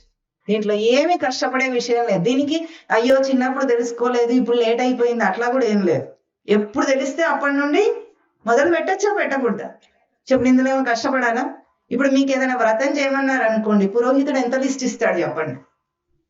పూజా సామాగ్రి లిస్ట్ ఇస్తాడా? ఇవ్వడా? ఇస్తాడు. ఏ పూజకైనా ఉంది. ఈ పూజకి ఏమైనా నేను లిస్ట్ ఇచ్చినా మీకు? లేదు. కావాల్సింది బుద్ధి, అది మీ దగ్గరే ఉంది. ఇక లిస్ట్ లేదు, ఏం లేదు. పైసా ఖర్చు ఉందా చెప్పండి? మరి అన్నిటికంటే ఉన్నతమైన పూజ ఏది? ఇది ఉన్నతమైన పూజ అవుతుందా? లేకపోతే గుళ్ళోకి వెళ్ళి అర్చన చేయించడము, లేదు కుంకుమార్చన చేయించడము, ఇంకేం చేస్తారు, లక్ష పూల పూజ చేయటం, ఏదైనా చేస్తే ఉంటారు కదా. అవి చేయటం సులభమా, ఇది చేయటం సులభమా? అందుకే వేదాంతం అత్యంత సులభం. సుసుఖం కర్తుం అవ్యయం అన్నాడు స్వామి. అన్నిటికంటే సుఖంగా చేసుకోవచ్చు. ఎవ్వరు ఏమనరు మనను. భర్తను డబ్బు అడగాల్సిన అవసరం లేదు. ఈ నోములు చేస్తాను, ఈ ఉద్యాపనలు చేస్తానని అడగాల్సిన అవసరం లేదు. ఎవరినేం అడగాల్సిన అవసరం లేదు. ఉన్న పడాన నీ దగ్గరే ఉన్న నీ ఉనికి చైతన్యాన్ని, నీ బుద్ధిని, వివేకాన్ని వాడుకోమని చెప్తుంది శాస్త్రం. అది కర్మకు మొదటి సూత్రం. వివేకంతో పనిచేయాలి. అంటే ఉనికి చైతన్యాన్ని గుర్తించటం కోసమే నేను పనిచేస్తున్నాను కానీ ఊడ్చుకోవటం కోసమో తుడుచుకోవటం కోసమో వీటి కోసం పుట్టలేదు మనం. ఇవి చేయాలంటే పశుపక్షాది జన్మ సరిపోయేది. మనం మనుషులమయ్యామంటే వాటికన్నా గొప్పగా ఏదో చేయాలి కదా. అది కూడా తింటుంది, అది దేహ పోషణ మాత్రమే చేస్తుంది. నేను కూడా తింటున్నాను. నేను ఉనికి చైతన్యాన్ని గుర్తించుకుంటూ ఏం చేస్తున్నాను? తింటూ ఉన్నాను. నేను ఏ పని చేస్తున్నా నేను ఉనికి చైతన్యం కోసమే, ఉనికి చైతన్యాన్ని గుర్తించే చేస్తున్నాను. ఇంతే మాత్రం వేదాంతం. ఇంకా గొప్పగా ఏమి లేదు. రెండవది ఏమిటమ్మా? వైరాగ్యం అంట. వైరాగ్యం అనగానే భయం వేస్తుంది. ఇంకా అన్ని వదిలేయమంటారు, అంతేనా? ఇంట్లో వాళ్ళకి భయమే. మనం ఏదో మఠానికి వెళ్తున్నామంటే ముందు ఇంట్లో వాళ్ళకి భయం. మళ్ళీ కాస్తూ కూస్తూ ఉంటే మనకు కూడా భయం. ఏమేమి వదిలిస్తారో ఏమిటో లిస్ట్ ఇస్తారు. ఇప్పుడు ఇవన్నీ వదిలేయమని చెప్తారు, తప్పనిసరిగా మాత వారికి చెప్పకుండా పంపించరు అని అనుకుంటారు. వైరాగ్యం అంటే ఏవేవో విడిచిపెట్టడం కాదండి. విరాగం వైరాగ్యం. విగత రాగం అంటున్నాం. వి అనే అక్షరానికి వి అంటే విగత, వి అంటే విశేషం, రెండు ఉంటాయి సంస్కృతంలో. రాగం అంటే ప్రీతి, విరాగం అంటే ప్రీతి లేకుండా ఉండటం, విశేష రాగం అంటే ప్రీతితో ఉండటం, విశేషంగా ఏం చెప్తున్నారండి? ఇప్పుడు మనందరికీ ఎట్లా ఉందంటే మనం కూడా వైరాగ్యంలోనే ఉన్నాం. ఎట్లా? పరమాత్మ యందు వైరాగ్యం ఉంది మనకు. అసలు ఇంకా ఆయన వదిలేసాం. ఆయన్ని విషయాలన్నిటి మీద విశేషమైన రాగం ఉంది. విషయాలన్నిటిని బాగా పట్టుకొని ఉన్నాము. పరమాత్మనేమో పూర్తిగా విడిచేస్తున్నాం. ఇప్పుడు ఏం చేయమంటున్నారు? రివర్స్ చేయండి అంతే. ఏమేం చేయాలి? విషయాల్లో ప్రవర్తించుకుంటూనే ఇవే ఉంటాయి స్థితిగతులన్నీ. దాని మీద ప్రీతి లేకుండా పరమాత్మ మీద ప్రీతిని పెడితే వైరాగ్యం అవుతుంది. అందుకే సన్యాసులు వైరాగ్యంలో ఉన్నారంటే మనం కూడా వైరాగ్యం, వాళ్ళు కూడా వైరాగ్యం. ఎందుకు తేడా ఏమిటి? సన్యాసి పరమాత్మ మీద ప్రీతితో ఉన్నాడు, విషయాల మీద ప్రీతి లేకుండా ఉన్నాడు. ఇప్పుడు సామాన్యుడు ఎట్లా ఉంటాడు? సంసారి ఎట్లా ఉంటాడు? విషయాల మీద ప్రీతితో ఉంటాడు, పరమాత్మ మీద వదిలేసి ఉంటాడు, ప్రీతి లేకుండా ఉంటాడు. ఇంతే. తిప్పేసామనుకోండి ఇంట్లోనే ఉండొచ్చు. ఏం వదలాల్సిన అవసరం లేదు, సర్వసంగ పరిత్యాగం చేయాల్సిన అవసరం లేదు, కాషాయం కట్టుకోవాల్సిన అవసరం లేదు, ఏమీ లేదు. ప్రీతి విడిచి. అమ్మ అంత చెప్పినంత సులభం ఏమిటి మరి విడిచేయమంటే? చెప్పండి, సులభమా? సులభమా కాదా చెప్పండి? చేస్తే సులభం, చేస్తే సులభం. ఎవరికి సులభం, ఎవరికి కష్టం చెప్పండి?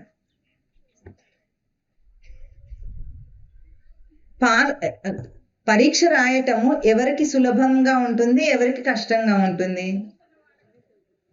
ఎవరు చదువుకుంటారో ఎవరు చదువుకోరు? పాస్ అవ్వాలని ఉన్నవాడు చదువుకుంటాడు, పాస్ అవ్వాలని లేనివాడు చదువుకోడు. అట్లాగే ముక్తి కావాలని ఎవరెవరికి ఉంది?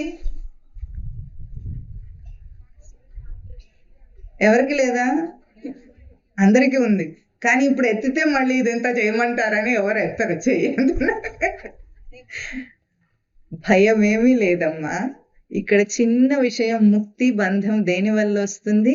అది శాశ్వతం అనుకుంటే గట్టిగా పట్టుకుంటాం, అశాశ్వతం అంటే వదిలేస్తామా లేదా? ఇప్పుడు అద్దె ఇంట్లో బ్రతుకుతాం, అద్దె ఇంట్లో ఉన్న వాళ్ళకి వాళ్ళు కూడా ఇంటిని శుభ్రంగా పెట్టుకుంటారు, అలంకరించుకుంటారు, అన్నీ చేస్తారు. సొంత ఇంట్లో ఉన్నవాడు ఎట్లా చేస్తాడో అద్దె ఇంట్లో వాడు కూడా అట్లాగే బ్రతుకుతాడు. కాకపోతే సొంత ఇంట్లో వాడికి భ్రాంతి ఏమిటి, నాది అని. అంతేనా? అద్దె ఇంట్లో వాడికి ఏమిటి, హాయి, వాడు ముక్తిగా ఉన్నాడు. ఏమిటది, నాది కాదని వాడికి స్పష్టంగా తెలుసు. ఎంత అలంకరించినా, ఎంత శుభ్రం ఉన్నా, ఎంత శుచి ఉన్నా, ఎంతమంది వాడుకున్నా, ఎంతమంది అందులో ఉన్నా కూడా అది నాది కాదని తెలిసినంత మాత్రం చేతనే వాడికి బంధముక్తి. చింత లేదు. ఇంటికి ఏమన్నా వాడికి చింత ఉండదు. అంతేనా? అదే నాదనుకుంటే ముసలాడైనా సరే దాన్ని అంతా చూసుకోవాల్సి వస్తుంది. ఎంతకి చాకిరి పోనే పోదు. ఈ చిన్న తెలివి వల్ల మనం బంధము, ముక్తి. ఆ టెన్షన్ ఉండడం, టెన్షన్ లేకపోవటం ఉందా లేదా? సొంత ఇల్లు ఉన్నవాడు ఎప్పుడు టెన్షన్ పడతాడు, ఇంటికి ఏ రిపేర్ వచ్చినా వీడిదే బాధ్యత. కాదనుకున్నవాడు అందులోనే ఉంటాడు. కానీ ఇంతే. అశాశ్వతం అని తెలుసుకున్న తర్వాత వైరాగ్యం కష్టమేం కాదు. శాశ్వతం అని అనుకుంటుంటేనే మనకు కష్టంగా అనిపిస్తుంది. ఒక్కసారి బుద్ధికి గనక అవగాహన అయ్యి ఇది నిత్యం కాదు, ఈ బంధ బాంధవ్యాలు నిత్యం కాదు, ఎవడు ఈ మాట పైకి అందరు అంటారు. ఎవడితో ఎవడు రాడు, ఎవడెవడు తీసుకుపోడు, ఇది అందరు అంటారా? అనరా? ఇది పైన అంటారు. కానీ లోపల ఇది నిశ్చయం అయితే వైరాగ్యం సులభం. ప్రీతి ఎట్లా ఉంటుందండి? నాది కాదనుకున్న తర్వాత ప్రియంగా ఉంటుందా? అది ఉండదు కదా. కొడుకు పెళ్లి చేసిన తర్వాత కోడలు వాడు తెలిసిపోయిన తర్వాత కాస్త వదిలిపోతుందా లేదా భ్రాంతి? అంతే. ఇంతే. నాది కాదు, ఇది శాశ్వతం కాదని తెలిస్తే వైరాగ్యం అత్యంత సులభంగా వస్తుంది. మనం ఏ విషయానికైనా విలువ ఎప్పుడు వస్తుందండి లోకంలో? దేనికైనా బంగారం ధర నిర్ణయం అవుతుంది కదా, దాని విలువ ఎట్లా పెరుగుతుంది? డిమాండ్ని బట్టి. డిమాండ్ని బట్టి అంటే డిమాండ్ ఎప్పుడు వస్తుంది? వాడకం ఎప్పుడు వస్తుంది? విలువ. దాని విలువ మనం ఇస్తే అది విలువైంది అని తెలిస్తే వస్తుంది, విలువ లేదని తెలిస్తే పోతుంది. సింపుల్ కదా. చాలా చిన్న చిట్కాలు ఇవన్నీ. విలువ మనం ఇచ్చినందువల్లనే అది శాశ్వతంలాగా మన నేరుతోంది కానీ, మనం సతాయిస్తుంది కానీ, మనం విలువనివ్వకపోతే ఉండదు. చాలా ఎట్లాంటిది వదిలేయటం అన్నంత సులభం ఇంకేముండదు. పట్టుకోవాలంటే చాలా పట్టివ్వాలి దానికి. కానీ ఇప్పుడు ఇది ఉందనుకోండి, ఇది పట్టుకోవాలంటే ఏం చేయాలి? ఇప్పుడు కూర్చున్నంతసేపు ఇట్లా పట్టుకొని ఉండాలా లేదా? వదిలేయటానికి ఏం చేయాలి? కష్టపడాలి. ఏమిటి ఇట్లా వారేస్తే హాయిగా ఉన్నానా లేదా? ఇంతే. వదిలేయటం అనేది ఎప్పుడు వస్తుంది? విలువ తగ్గిపోతే వస్తుంది.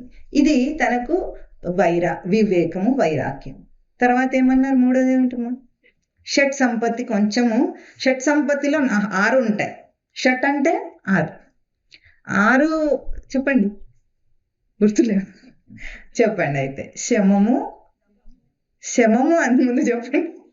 శమము, దమము, ఉపరతి, తితిక్ష, శ్రద్ధ, సమాధానం. ఇవి షట్ సంపత్తి అంట.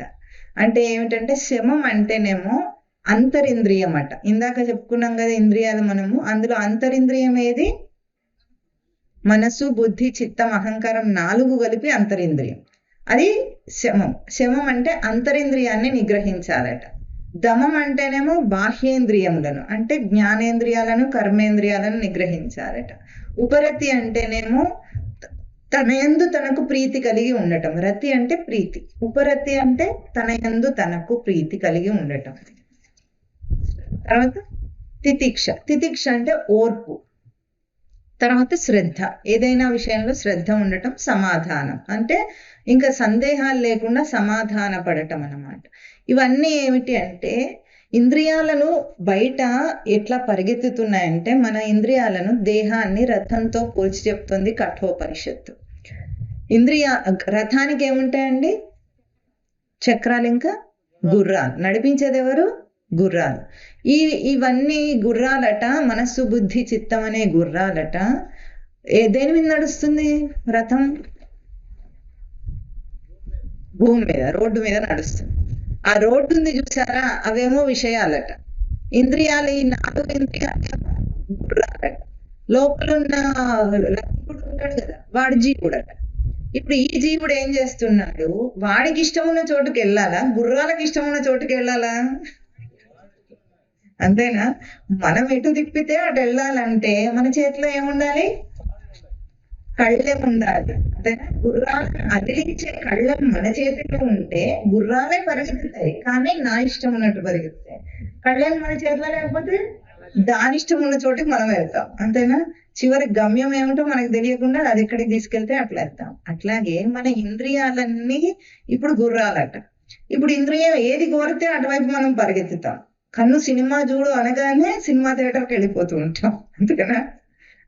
వెనకాల మనస్సు అసలైంది అంటే అంతరింద్రియము బాహ్యేంద్రియం కలిసి పనిచేస్తే అంత టీంలు అంతా వాళ్ళందరూ దొంగల ముఠ అంతా ఒకటే వాళ్ళందరూ. అయితే ఏం చేస్తుంది? కన్ను సినిమాకి వెళ్ళమనే వెళ్ళిపోతుంది. అదే ఇటు మఠానికి రమ్మంటే మనస్సు ఏమంటుంది? ఒప్పుకోదు. ఒప్పుకోకపోతే ఏం చేస్తాం మనము? మనకేమో అందరూ చాలా మంది ఏమంటారు, మఠానికి రావాలనే ఉంటుందండి అంటారు, కానీ ఎప్పుడు రారు. అంటే రావాలని ఉన్నా కూడా రావట్లేదంటే, కాళ్ళు చెవులు రెండు కూడా ఇటు రావటం లేదంటే ఏమవుతోంది లోపల?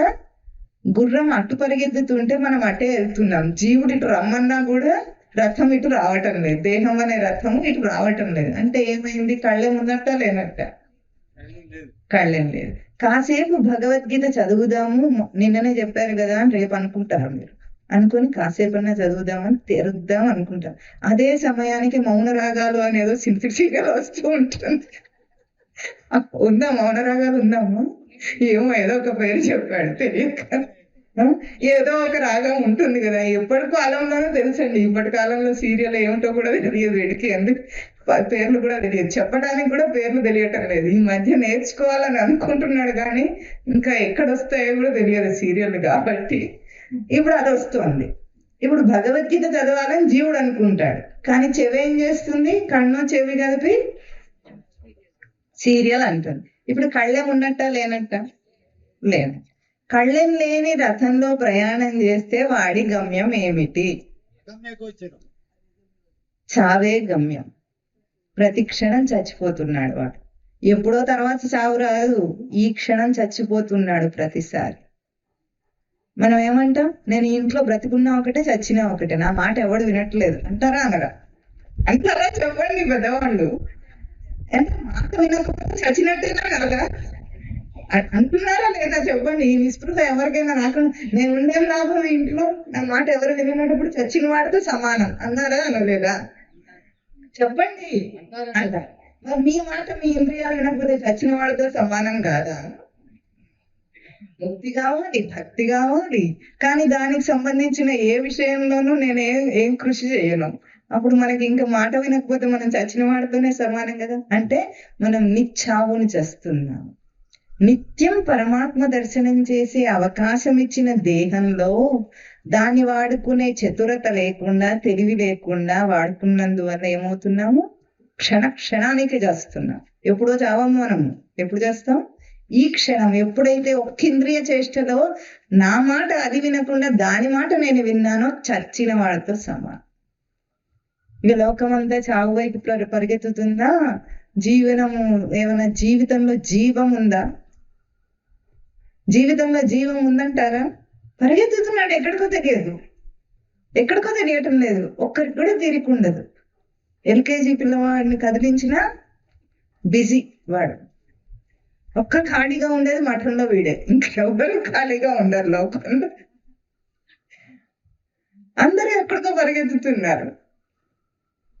కనుక శమము, దమము, ఉపరతి, తితిక్ష, శ్రద్ధ, సమాధానము పోయినసారి చెప్పుకున్నాము. మీరందరూ యూట్యూబ్ లో వినండి కావాలంటే. ఇవన్నీ సంపాదించడానికి ముందు కోరికలను నియంత్రణలో పెట్టాలి. తిండి మానేయమని చెప్పాల, కానీ ఏం తినాలో ఆలోచించి తినాలా లేదా? కనీసం పశువు కూడా దానికి తగిన తిండే తింటుంది. ఒక్క మనిషి దానికి వాడికి ఏం కావాలో వాడికి తెలియట్లా. ఇంత తెలివితేటలు ఉన్నాయి కానీ సరైనది ఏమిటి, దేహానికి ఏం ఆరోగ్యము, బుద్ధికి ఏం ఆరోగ్యం అని వాడికి తెలియట్లా. పశువుకు కూడా తెలుస్తుందండి. మీకు తెలుసా? పశువు కడుపులో బాగాలేకపోతే తినదు. తింటుందండి? తిందు. ఇంకా పైగా ఏం చేస్తుంది? ఏ గడ్డో నమిలి పిల్లి లాంటిది వాంతి చేసుకుంటుంది. దానికి ఇంత తెలివితేటలు ఎక్కడ వచ్చాయో, వమన దౌతి అంటారు దాన్ని ఆయుర్వేదంలో. అంటే వాంతి చేసుకోవటం కూడా ఒక రకమైన ట్రీట్మెంటే. లోపల ఉన్నది అరక్కపోతే తీసేయాలి దాన్ని, లేకపోతే అది ఆమ్లం అవుతుంది, విషం అవుతుంది దేహానికి. మనిషి అరగటం లేదని తెలిసి కూడా పుటపుడికి తింటూనే ఉంటాడు. ఏం తినాలో తెలియదు, ఎంత తినాలో తెలియదు, ఎట్లా తినాలో తెలియదు. మరి ఇంకెక్కడ వివేకము? ఏడ్చినట్టుంది గొప్పవాడిని నేనంటే. పశువు కూడా నవ్విపోతుంది మనం చూస్తే. కనుక ఇవన్నీ పెద్ద విషయాలే కాదు. ఎవరికి? నేను కావాలి అనుకుంటే నువ్వే స్వామివి, లేకపోతే నువ్వే బంటు. స్వామిగా ఉండాలా, బంటుగా ఉండాలా? మన దేహానికి మనం ఊడిగం చేయాలంటారా, సేవ చేయాలంటారా? దాని చేత మనం సేవ చేయించుకొని పరమాత్మకు మనం సేవ చేయాలా? దాన్ని వశంలోకి చేసుకుంటే మనం పరమాత్మకు సేవ చేయగలుగుతాం, లేకపోతే దీనికి సేవ చేయటమే సరిపోతుంది 24 గంటలు. కనుక ఇవన్నీ ఎప్పుడు వస్తాయి? తప్పకుండా కావాలి అంటే వచ్చేస్తాయి. నేను చేయగలనంటే కాదు, నాకు అన్ని వచ్చేస్తాయి, సమర్థతలన్నీ నీకే వచ్చేస్తాయి. అందుకే చేయలేను, యుద్ధం చేయలేను అన్న అర్జునుడి చేత చేయించి చూపించాడు స్వామి. అంత సమర్థ స్వరూపం ప్రతి మనిషిలో ఉంది. మహావీరుడు అవ్వాల్సిన అవసరం లేదు, మనం అందరం అంత సమర్థతతోనే ఉన్నాం. సమర్థతని ఏమంటారు? భగవాన్ అంటారు. భగవాన్ అంటే ఏమిటో తెలుసా మీకు? భగవంతుడు అంటే భగం కలవాడు భగవంతుడు అంటారు. భగం అంటే శక్తి, జ్ఞాన, తేజో, వీర్య, బల, ఐశ్వర్యాలని షడ్గుణ సంపన్నుడు భగవంతుడు. ఆ శక్తి, జ్ఞాన, తేజో, వీర్య, ఐశ్వర్యాలని చెప్తారో అవన్నీ మన లోపలే ఉన్నాయి.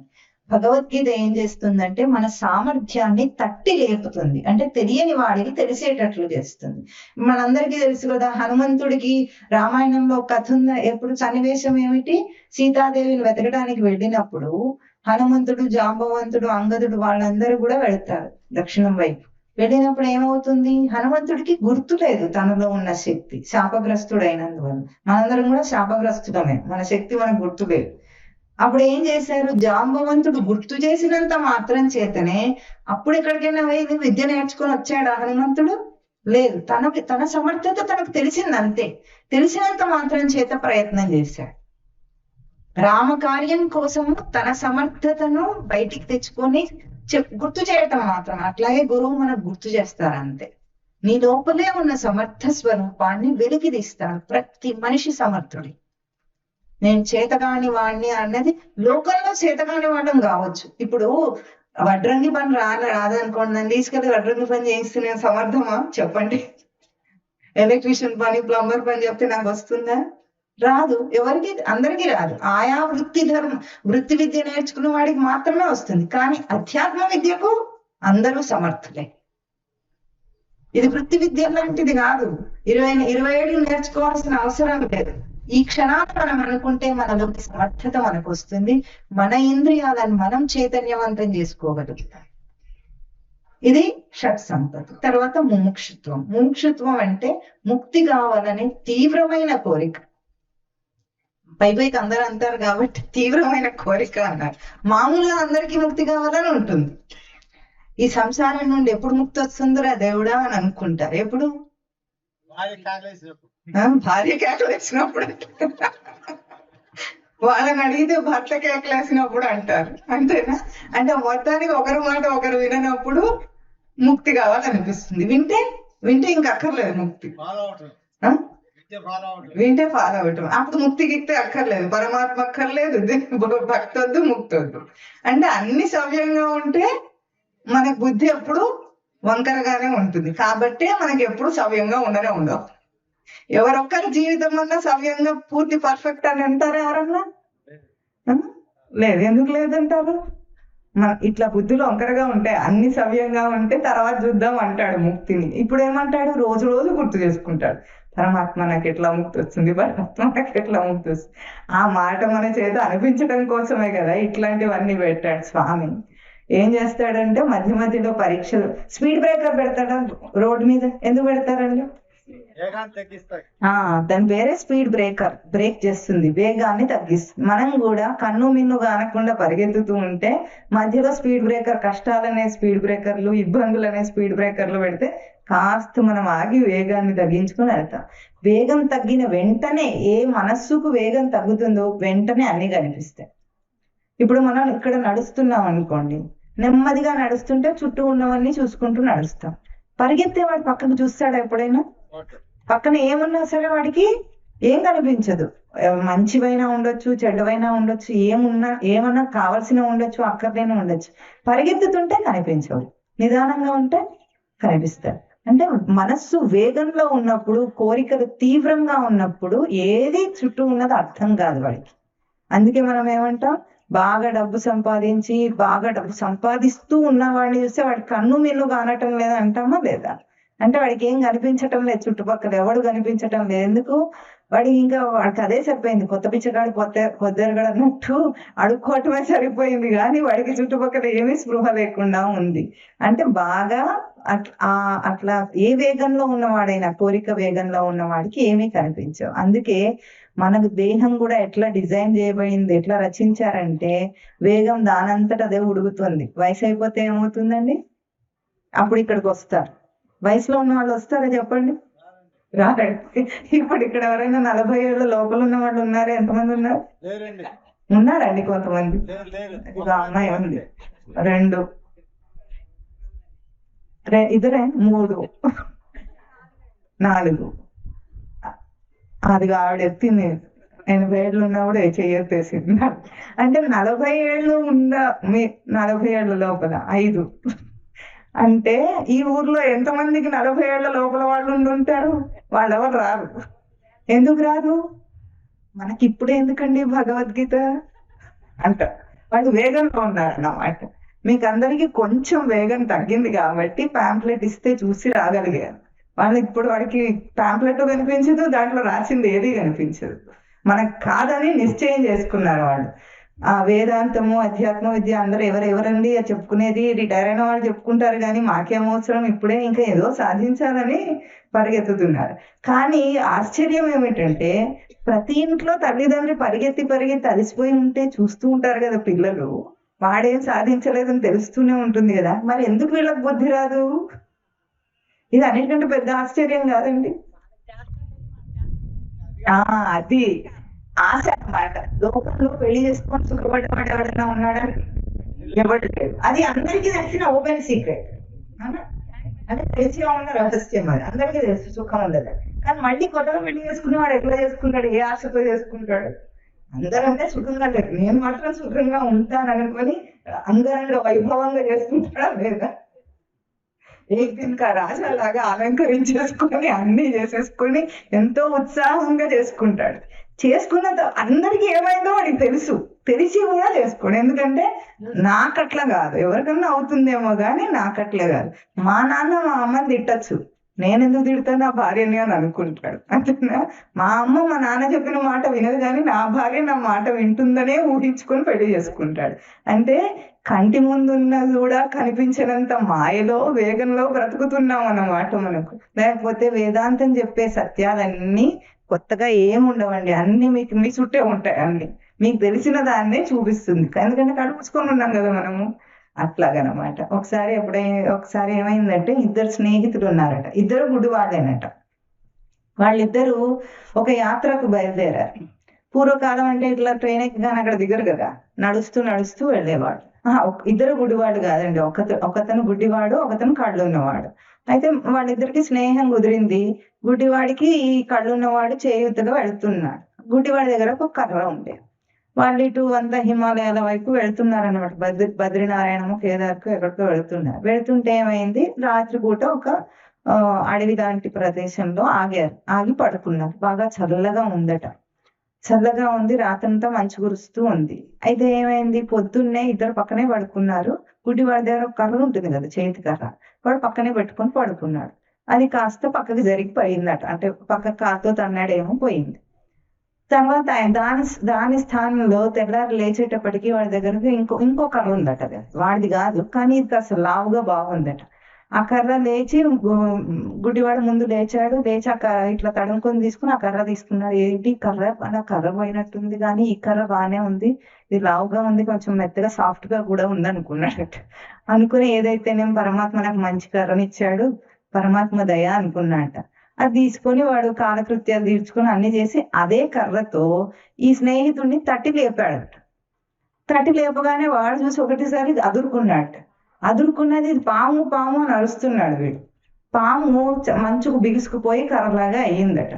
అదే అయినా బిగుసుకున్నా కూడా సాఫ్ట్ గా ఉంటుంది కదండి, చెక్కలాగా ఉండదు కదా. ఇదేమో లావుగా ఉంది, చక్కగా ఉంది, బాగుంది. అయితే పాము పాము అని అరిచి వెంటనే పారే అని అరుస్తున్నాడు కళ్ళున్న స్నేహితుడు. వాడు అనుకుంటాడట, ఏమిటి అట్లా అంటాడు, నాకు మంచి కర్ర దొరికిందని వీడికి ఈర్ష్యగా ఉన్నట్టుంది అనుకున్నాడట. అంటే కళ్ళున్న వాడికి ఈర్ష్య, ఎవరికి? కళ్ళు లేని వాడి కర్ర మీద ఈర్ష్య ఉంటుందా అండి ఎప్పుడన్నా? వదిలేమని చెప్తుంటే వాడు అనుకున్నాడట, అపార్థం చేసుకొని, నా మీద ఈర్ష్యతో కుళ్ళుబోత్తనంతో వీడు వదిలేయమంటున్నాడు, నువ్వు అసలు స్నేహితుడివే కాదు, ఒక మంచి జరిగితే నువ్వు నాకు ఓర్చుకోలేకపోయావు అని అన్నాడు. కాదురా ఆయన నాకేం నీ కర్ర అవసరం లేదని చెప్పినా కూడా వినకుండా ఇద్దరు విడిపోయారు. విడిపోయేటప్పటికి కొద్దిగా మంచు తొలగిన తర్వాత సూర్యోదయం అయ్యగానే అదేమవుతుంది, పాము అయిపోయి వాడిని కాటేసింది. ఇట్లాగే ప్రవచనాల్లో అది విడిచేయండి, ఇది విడిచేయండి, కోరికల్ని విడిచేయండి అంటే వీళ్ళకి మా మీద కుళ్ళేమో, అందరూ ఈర్ష్యతో చెప్తున్నారేమో, అన్ని ఎప్పుడు చూసినా మా సంసారం మీద పడి ఏడుస్తారు వదిలేమని. ఎందుకంత బాధ వాళ్ళకంటే అది పాము అని మీకు తెలియటం లేదు. జ్ఞానికి అన్నీ తెలుస్తూ ఉంటాయి. ఆ సంసారం కాటేసే పాము, దాన్ని నిత్యం అనుకొని దాంతోనే పట్టుకొని తిరుగుతూ ఉంటే నీకే అపాయం అని తెలిసి శాస్త్రం, గురువు ఎప్పుడు అన్ని విడిచేయమని చెప్తారు. వీళ్ళకి ఈ ప్రవచనంలో ఇద్దరు ఇంకేం చెప్పడానికి రాగా అన్ని వదిలేయమని చెప్తారు అని అనుకోవద్దు. అది దాని వల్లనే దెబ్బతింటున్నారు, లేకపోతే ఎవరు?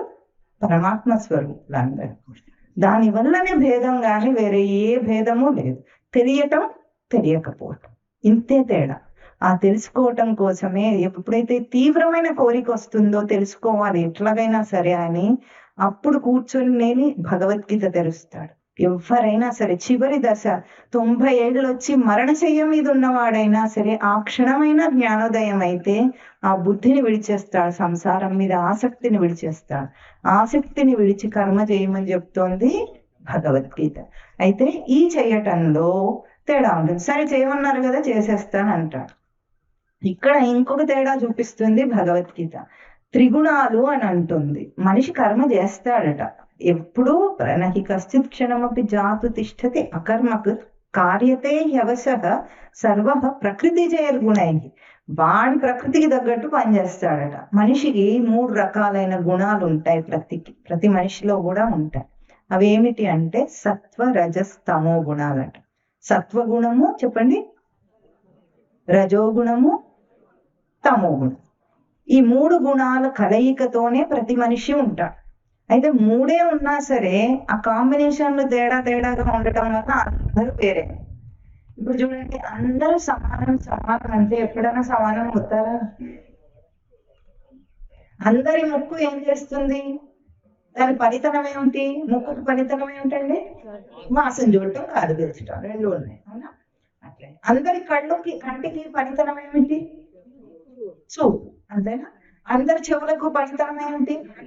వినికిడి. అందరి చేతులకు పనితనం ఏమిటి?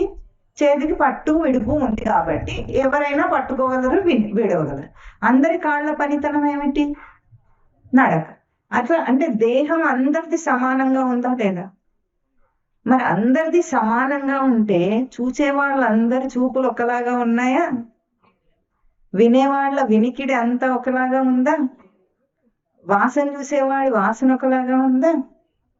ఇప్పుడు చూడండి, ఉదాహరణకు మీకు చెప్తాడు, స్వానుభవంలో చెప్తాడు. మాంసం వండుతున్న వాసన వస్తే వండుకునే వాడికి ఎట్లా ఉంటుంది? విందు ఆ రోజు వాడికి. మా లాంటి వాళ్ళకి ఎట్లా ఉంటుంది? బాబోయ్ వాసన వస్తుంది అనిపిస్తుంది. అది భరించలేని వాసన. ఇప్పుడు దాని వాసన బాగుందా బాగాలేదా? 2 ముక్కులు వాసన చూస్తున్నాయి. ఒక ముక్కు ఏమంటుంది? అది బాగాలేదంటుంది. ఇంకొక ముక్కు ఏమంటుంది? బాగుంది అంటుంది. అంటే ఇప్పుడు వాసన చూసే ముక్కులో తేడా లేదు, వాసనలో తేడా లేదు. ఈ తేడా ఎవరికి ఉంది? మనస్సుకుంది. అదే దాంట్లోనే భేదం ఉండేది త్రిగుణ భేదం అంటారు. అంటే కొంతమంది సత్వగుణ ప్రధానంగా ఉంటారు, కొంతమంది రజోగుణ ప్రధానంగా ఉంటారు, కొంతమంది తమోగుణ ప్రధానంగా ఉంటారు. అయితే ఈ 3 గుణాలకు కూడా వాటి లక్షణాలని చెప్పింది భగవద్గీత. సత్వగుణం అంటే ఏమిటంటే మృదు స్వభావి అయి ఉంటాడు. వాడికి ఆధ్యాత్మిక జ్ఞానం పట్ల వాడికి శ్రద్ధ కలిగి ఉంటుంది, భక్తి పట్ల శ్రద్ధ కలిగి ఉంటుంది, నైతికంగా బ్రతకడం అంటే లోకంలో కూడా అధర్మం చేయకుండా అనైతికంగా నీతి నియమాలను పాటించుకుంటూ ఉండేవాడు సత్వగుణ ప్రధానమైన. రజోగుణ ప్రధానమైన వాడు ఎట్లా ఉంటాడు, వాడికి వేగం ఎక్కువ ఉంటుంది. ఇప్పుడు డబ్బు సంపాదించాలి, అందరూ సంపాదిస్తారు, తప్పులేదు. కానీ ఒకడు ఎట్లా ఉంటాడు, డబ్బు సంపాదించటమే లక్ష్యంగా బ్రతుకుతాడు. వాడు నిజానికి లోకంలో పైకి వస్తాడు. లోకంలో చాలా పైకి రావాలంటే ఆ ఊపు ఉండాలా లేదా, సంపాదించాలి అన్న ఊపు ఉన్నవాడు ఎక్కువ సంపాదిస్తాడు, ఎక్కువ పైకి వస్తాడు. ఇప్పుడు డబ్బు సంపాదన ఊర్లో ఉండి కూడా చేయొచ్చు. అందరూ ఏం చేస్తారు, సిటీకి వెళ్ళిపోతారు. సిటీ కంటే కూడా అమెరికాకి ఎందుకు వెళ్తున్నారు, సంపాదనే. ఇక్కడున్నా సంపాదిస్తాడు, అక్కడున్నా సంపాదిస్తాడు. అక్కడ ఉంటే చాలా ఎక్కువ వస్తుంది అనుకుని వెళ్తున్నాడు. వస్తుందో రాదో తర్వాత సంగతి, అనుకుని వస్తుంది. ఇక్కడ ఉంటే సుఖము ఇక్కడ కావాలి, అక్కడ కావాలి. కానీ ఇక్కడ కంటే అక్కడ ఉంటే ఎక్కువ సుఖం వస్తుంది, అంతేనా? ఇవన్నీ ఊహించుకొని ఎదగాలి, అభివృద్ధి అనే ఏ కాంక్ష ఉంటుందో, విషయాల పట్ల ఉండే తీవ్రమైన కోరిక, కాంక్ష రజోగుణం. అందరూ అన్ని పనులు చేస్తారు, దీంట్లో తేడా ఉంటుందా లేదా? ఒక టీచర్ వృత్తిలో ఉన్నవాడు బతకలేని బడిబంతులని మనం పేరు పెట్టాం, కానీ అన్నిటికంటే మంచి వృత్తి ఏదండి, బడిబంతులు. ఎందుకు మంచి చెప్పండి. ఒక డాక్టర్ కావాలన్నా, ఒక లాయర్ కావాలన్నా, ఒక ఇంజనీర్ కావాలన్నా, ఇంకేది కావాలన్నా టీచర్ ఉండాలి, అంతేనా? అందరినీ తయారు చేసేవాడు టీచర్. ఎంతమంది టీచర్ వృత్తికి వెళ్తారు? ఎందుకు వెళ్ళరు? సంపాదన తక్కువ కాబట్టి, చేయటం కష్టమని ఇష్టం లేక కాదు, సంపాదన లేదు కాబట్టి. అంటే మనం దేని వైపు మన బుద్ధి ఉంది, సాత్విక బుద్ధి ఉన్నవాడికి నలుగురికి నేను జ్ఞానాన్ని ప్రసాదించాలని అనుకుంటాడు వాడు. అదే డబ్బు సంపాదన మీదనే దృష్టి ఉన్నవాడికి వంకర మార్గమైనా సరే డబ్బును సంపాదించాలి, కోరిక తీర్చుకోవాలి. అంటే కోరిక మీద తీవ్రమైన కోరిక ఉంటే అది రజోగుణం అనిపించుకుంటుంది. ఇక తమో గుణం, వాడికి ఏమిటి, అన్ని ఉంటాయి కానీ ఏది చేయడం చేత కాదు, వాడికి బద్ధకం ఎక్కువ. బుర్ర ఉంటుంది కానీ ఆలోచించడం ఇష్టం ఉండదు, అంతేనా? లేకపోతే చూడండి, మనిషి అన్న తర్వాత అర్థం కాకుండా ఎందుకుంటాడు ఎవరైనా? బుర్ర పెడితే అర్థం అవుతుందా? పోన్లే అనుకుంటే అయిపోయింది, తగివని వారేస్తారు. ఇంతకో గంటన్నర ప్రవచనం చెప్పినా పోన్లే అన్నాడంటే పోయింది, అంతేనా? ఎందుకు? బుర్ర పెట్టడం కష్టం అండి. ఇప్పుడు మీకు ఒక రహస్యం చెప్పమంటారా? లోకంలో బాగా పూజలు చేయటం ఇవన్నీ ఇప్పుడు బాగా ఉన్నాయా లేవా? ఇక్కడ కుంకుమార్చన చేయించామనుకోండి, పెద్ద టెంట్ వేసి, వెనక ఖాళీ స్థలం అంతా టెంట్ వేసి, కిట్టకిట్లు ఆడతారా ఆడరా? మీరు చెప్పండి. వస్తారు కదా, తప్పకుండా వస్తారు, మీరు కూడా ఒప్పుకుంటారు. ఇంకే అర్చనైనా చేయించో, ఏ పారాయణమైనా చేయించో, మీకు పెద్దగా బుర్ర పనిచేయటం అవసరం లేకుండా నోరు మాత్రమే పనిచేసే పని చెప్పామనుకోండి, చేస్తారా? చెయ్యరా? చేస్తారు. లోకంలో అందరూ అదే చేస్తారు. గుడికి వెళ్ళి కూర్చుంటే పూజారి పంతులు పూజ చేసుకుంటుంటాడు, మనం కూర్చొని ఉండొచ్చు. అట్లా కూడా అనుకుంటారా లేదా? అట్లా కాకుండా ఇంకా సినిమా పాటలు పెట్టామనుకోండి, దానికి కూడా వస్తారు కదా, ఇంకా ఎక్కువ వస్తారు కొంచెం. ఎందుకు? అంటే అసలు మన పనేం లేదు, ఊరికే వింటాం అంతే, అంతేనా? అంటే కేవలం బుర్ర లేకుండా ఇంద్రియాలు. సినిమాకి వెళ్ళామనుకోండి, అందరికంటే ఎక్కువ ఉత్సాహం ఎప్పుడు ఉంటుంది? సినిమాకే ఉంటుంది. ఎందుకు? ఆలోచించండి, ఎందుకు ఉంటుంది? మనిషి దాని వైపు ఎందుకు మొక్కుతున్నాడు? అవన్నీ ఎందుకు ఇష్టమవుతున్నాయి? వాటికి కూడా ఇంట్లోంచి కదలాలి కదండి. సినిమాకి వెళ్ళాలన్నా ఇంట్లోంచి కదిలి సినిమా థియేటర్కి వెళ్తాడా లేదా? ఇప్పుడంటే చేతిలో వచ్చింది, ఉపమానం అర్థం చేసుకోండి. థియేటర్ దాకా వెళ్ళాలి, బట్టలు వేసుకోవాలి, బయటికి వెళ్ళాలా లేదా? అప్పుడు వెళ్తున్నాడు. ఇలాంటి పెళ్లికి ఉత్సాహంగా పరిగెత్తుతారు, వందల వేల మంది వస్తారు. ఎందుకు అట్లా సులభంగా చేయగలుగుతున్నారు? ఇటువంటి దానికి ఎందుకు రారు చెప్పండి చూద్దాం. అక్కడ మనం బుర్ర పని చేసే అవసరమే ఉందండి, వెళ్ళి కూర్చుంటే సరిపోతుంది, అంతేనా? దేహంతో చేసే పని చాలా సులభం, బుర్రతో చేసే పని కష్టంగా వస్తుంది, అది తమో గుణం. ఇప్పుడు చెప్తే అర్థం చేసుకోవాలా, మళ్ళీ అర్థమయ్యింది అనుకోండి ఆచరించాలా, ఇంకా కష్టపడు. కాబట్టి తమో గుణంలో ఉన్న వాడికి వీటి మీద ఆసక్తి ఉండదు. ఒక పుస్తకం చదవాలనుకోండి, చదివితే చదవాలి. ఇక్కడ ఈ పుస్తకంలో ఉన్న అక్షరాలు ఎట్లా ఉన్నాయి? సజీవమా నిర్జీవమా? జీవం ఉందా వీటికి? ఇది పవిత్రమే కావచ్చు, పవిత్రమైన భగవద్గీతనే కావచ్చు, కానీ వీటికి జీవం ఉందా? లేదు. వీటికి జీవం ఎప్పుడు వస్తుంది? నేను చదివి అర్థం చేసుకుంటే వాటికి జీవం వస్తుంది, అవునా? అప్పుడు దాని పవిత్రత పెరుగుతుందా తగ్గుతుందా? పెరుగుతుంది. కనుక బుర్ర పని చేయాలంటే అన్నిటికంటే కష్టం లోకంలో. కుంకుమార్చన అనుకోండి, ఇంకొంచెం చేతులు పని చేస్తాయి అంతే, మనం పెద్దగా చేయాల్సింది ఏముండదు. కుంకుమ తెచ్చుకోమంటే తెచ్చేసుకుంటాం, డబ్బులు ఉంటాయి, కొట్లో కుంకుమ ఉంటుంది, ప్లేట్ ఇస్తారు, కుంకుమార్చన చేసేయచ్చు. దాంట్లో మనం చిత్తం పెడితే పెట్టచ్చు, పెట్టకపోతే పెట్టద్దు, ఇష్టం కదా, మన దగ్గర ఇష్టం ఎంత ఉంటే అంత పెట్టుకుంటాం, అంతేనా? అందరు పూజ చేసే వాళ్ళు అందరు శ్రద్ధగా చేస్తారంటండి, చేయరు. అంటే బుద్ధి పని చేయటం అన్నిటికంటే కష్టం కాబట్టి దాన్ని పెట్టడానికి అందరూ బద్దకిస్తారు. బుద్ధి వివేకాన్ని ఉపయోగించాలంటే, ఇందాక మనం చెప్పుకున్న వివేకం ఉందే, ప్రతి విషయంలో వివేకంతో పనిచేయాలంటే బుర్ర ఆన్లో ఉండాలి ఎప్పుడు కూడా. అది అన్నిటికంటే కష్టమైన పని కాబట్టే మనిషి తప్పించుకు తిరుగుతూ ఉంటాడు. ఇంత చెప్పిన తర్వాత కూడా ఒక విషయంలో ప్రవర్తిస్తున్నప్పుడు ఇంత వివేకం వస్తుందా మనకి? అర్థమైంది. ఇప్పుడు మీకు అర్థమైందా కాలేదండి? ఇక్కడ చెప్పినవి ఏమైనా కష్టంగా ఉన్నాయా? బుర్రకు అర్థమైందా లేదా అంతే అడిగాను, చేస్తారా అని అడగలేనా? అర్థమైందా లేదా చెప్పండి. ఏ మాట అన్నా కష్టంగా ఉందా? అర్థం కాని విషయం ఏదైనా చెప్పబడిందా? ఏం లేదు. భగవద్గీత నిండా ఇదే ఉంది, అన్ని అర్థమయ్యే విషయాలే, కానీ మన బుర్ర దాన్ని తీసుకోదన్నమాట. అది తమో గుణంలో ఉన్న బుర్ర. ఆ 3 గుణాలు ఏది ప్రధానంగా ఉంటుందో, సత్వగుణంలో ఉన్నవాడు జ్ఞానాన్ని సంపాదిస్తాడు, వాడికి దాని మీద రుచి ఉంటుంది, బయట విషయాల మీద రుచి ఉండదు. రజోగుణంలో ఉన్నవాడు కోరికల మీద వేగం ఎక్కువ ఉంటుంది. తమో గుణం వాడికి బద్ధకము, అనాలోచితము ఉంటుంది, అంటే ఆలోచించడం కష్టము, దేహంతో కూడా పనిచేయరు. ఈ కాలం పిల్లలు చూసారా, పూర్తి తమో గుణంలో ఉంటారు. వాళ్ళు కూర్చున్న చోటు నుండి లేవరు. పూర్వం కాలం కొంతమంది కాయ కష్టం చేసేవాళ్ళు, దేహాన్ని శ్రమ పెట్టేవాళ్ళు, కానీ ఈ కాలంలో సిటీలో పెరుగుతున్న పిల్లలు మాత్రమైతే, ఇక్కడ కూడా ఎంతవరకు వచ్చిందో తెలియదు కానీ అట్లా పడుంటారు అంతే. సెలవులు వస్తే ఎప్పుడు లేస్తాం? 7, 8, 9, 10, 11, 12. నిన్ననే ఎవరో చెప్పారు, ఇక్కడ పనిచేసే అమ్మాయి చెప్పింది. అంతే, నాన్న వెళ్ళిపోతాడు, మళ్ళీ వస్తాడు కూడా మధ్యాహ్నం, వాళ్ళు లేచడం. ఇది తమో గుణం. అంటే మన దేహాన్ని మనం వాడుకుంటున్నాం. పరమాత్మ రచనలో ఏ లోపం లేదండి, అందరికి ఒకే రకమైన దేహం ఇచ్చాడు స్వామి. బుద్ధి కూడా అందరికి అదే ఇచ్చాడు, మన వాడుకోవడంలో మాత్రం తేడా వచ్చేసింది.